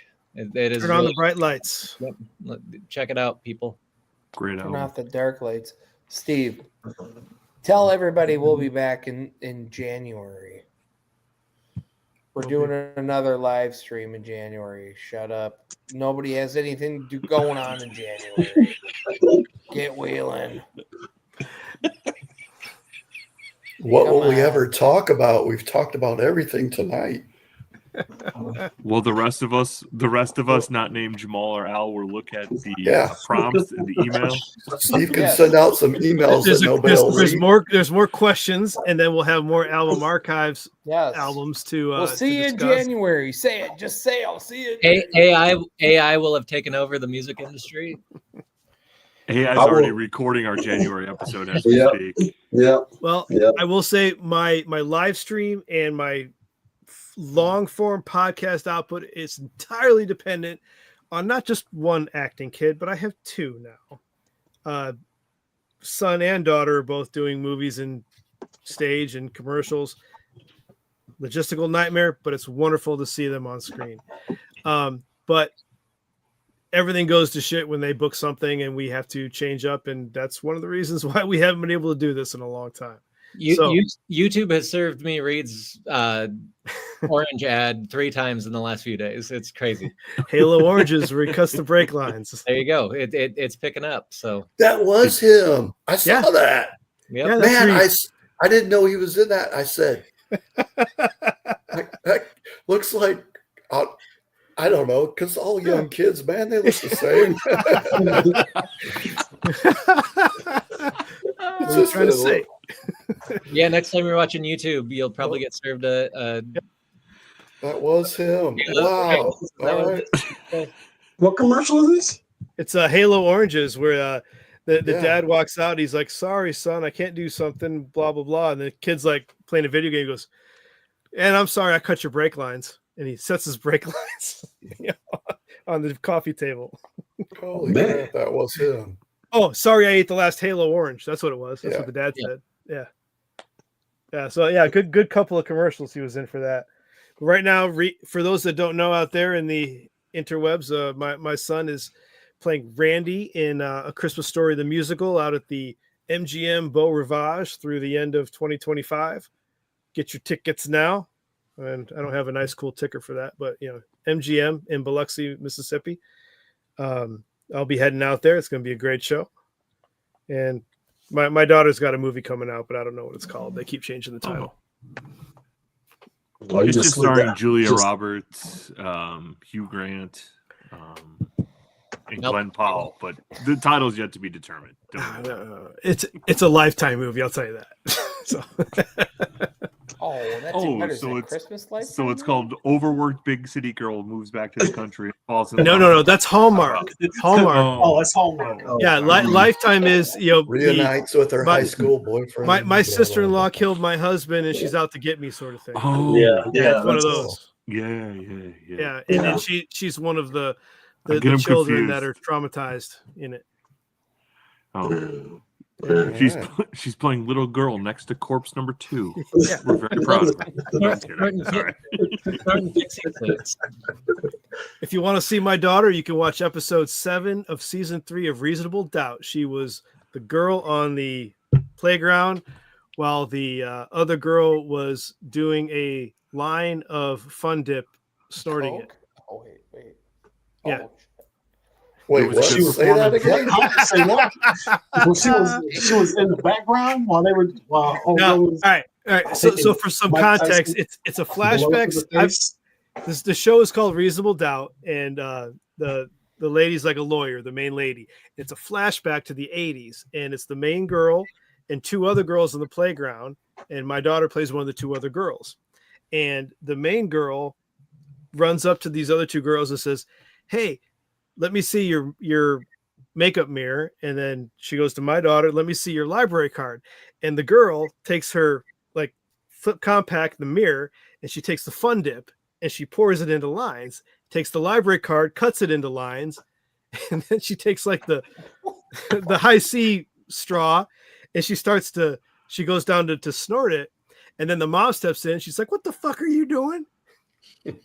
and pulls her away. And then that gets into the storyline of the show of like the dad's like, and then Johnny Depp and Richard Grieco show up and arrest them for doing drugs on school property. I mean, it's only one scene, and it's hilarious, especially when you watch it out of context of the whole show. But I was going to say that's how I saw it, is when you sent it without telling us the name of the story. You just said, "Look at this is it's better without my context." Daughter's in it." I'm like, are they snorting rails? Top of the they don't come. She says, like, "Give me your happy dippy candy." Yes. Oh, amazing. Oh man, that's what's up. So for those curious, so that is why Music Rewind has really been delayed. Is this my kids are booking more things, and I don't have time to schedule all the interviews lately or live stream. Well, if you just did a lot of the lines that your daughter was doing, or daughter's friends, you have a lot more energy. I Just would start snorting Fun Dip. That's what I we're may here to have. say. I think that's. I'm just guessing. I may have other problems then. I mean, there could possibly be other than radiant skin and being cold repellent. I don't think so. Schrodinger's cat argument here of the problems that exist or don't exist depending on the choices you make. Well, thanks for gathering us all together again, Steve. This was a lot of fun, guys. I appreciate awesome. it. Yeah, So next episode, you are going to tell me what a stuttering record is, because I genuinely was curious what that is. We will bring All that right. question back and think of I got some good ones for that one. But Benny and the Jets. My Sharona. My Generation. My Generation. That's the ultimate. Foolin'. Oh, nice. Def Leppard. Why did I whisper that like a creep? Mine was "I'm All Right" from Kenny Loggins. Oh, shocking. No, it's not the most whitest thing of all time. Damn. Getting roasted. I can't argue that at all. I have no retort. All right. All right. I also have no outro written, so I'm just going to say thank you, everyone, for tuning in tonight. This was a lot of fun, and please go listen to our podcasts, Music Rewind and Album Archives, and have a great one. All right. All right, Thanks, just y'all be everybody. safe. Y'all have a good night.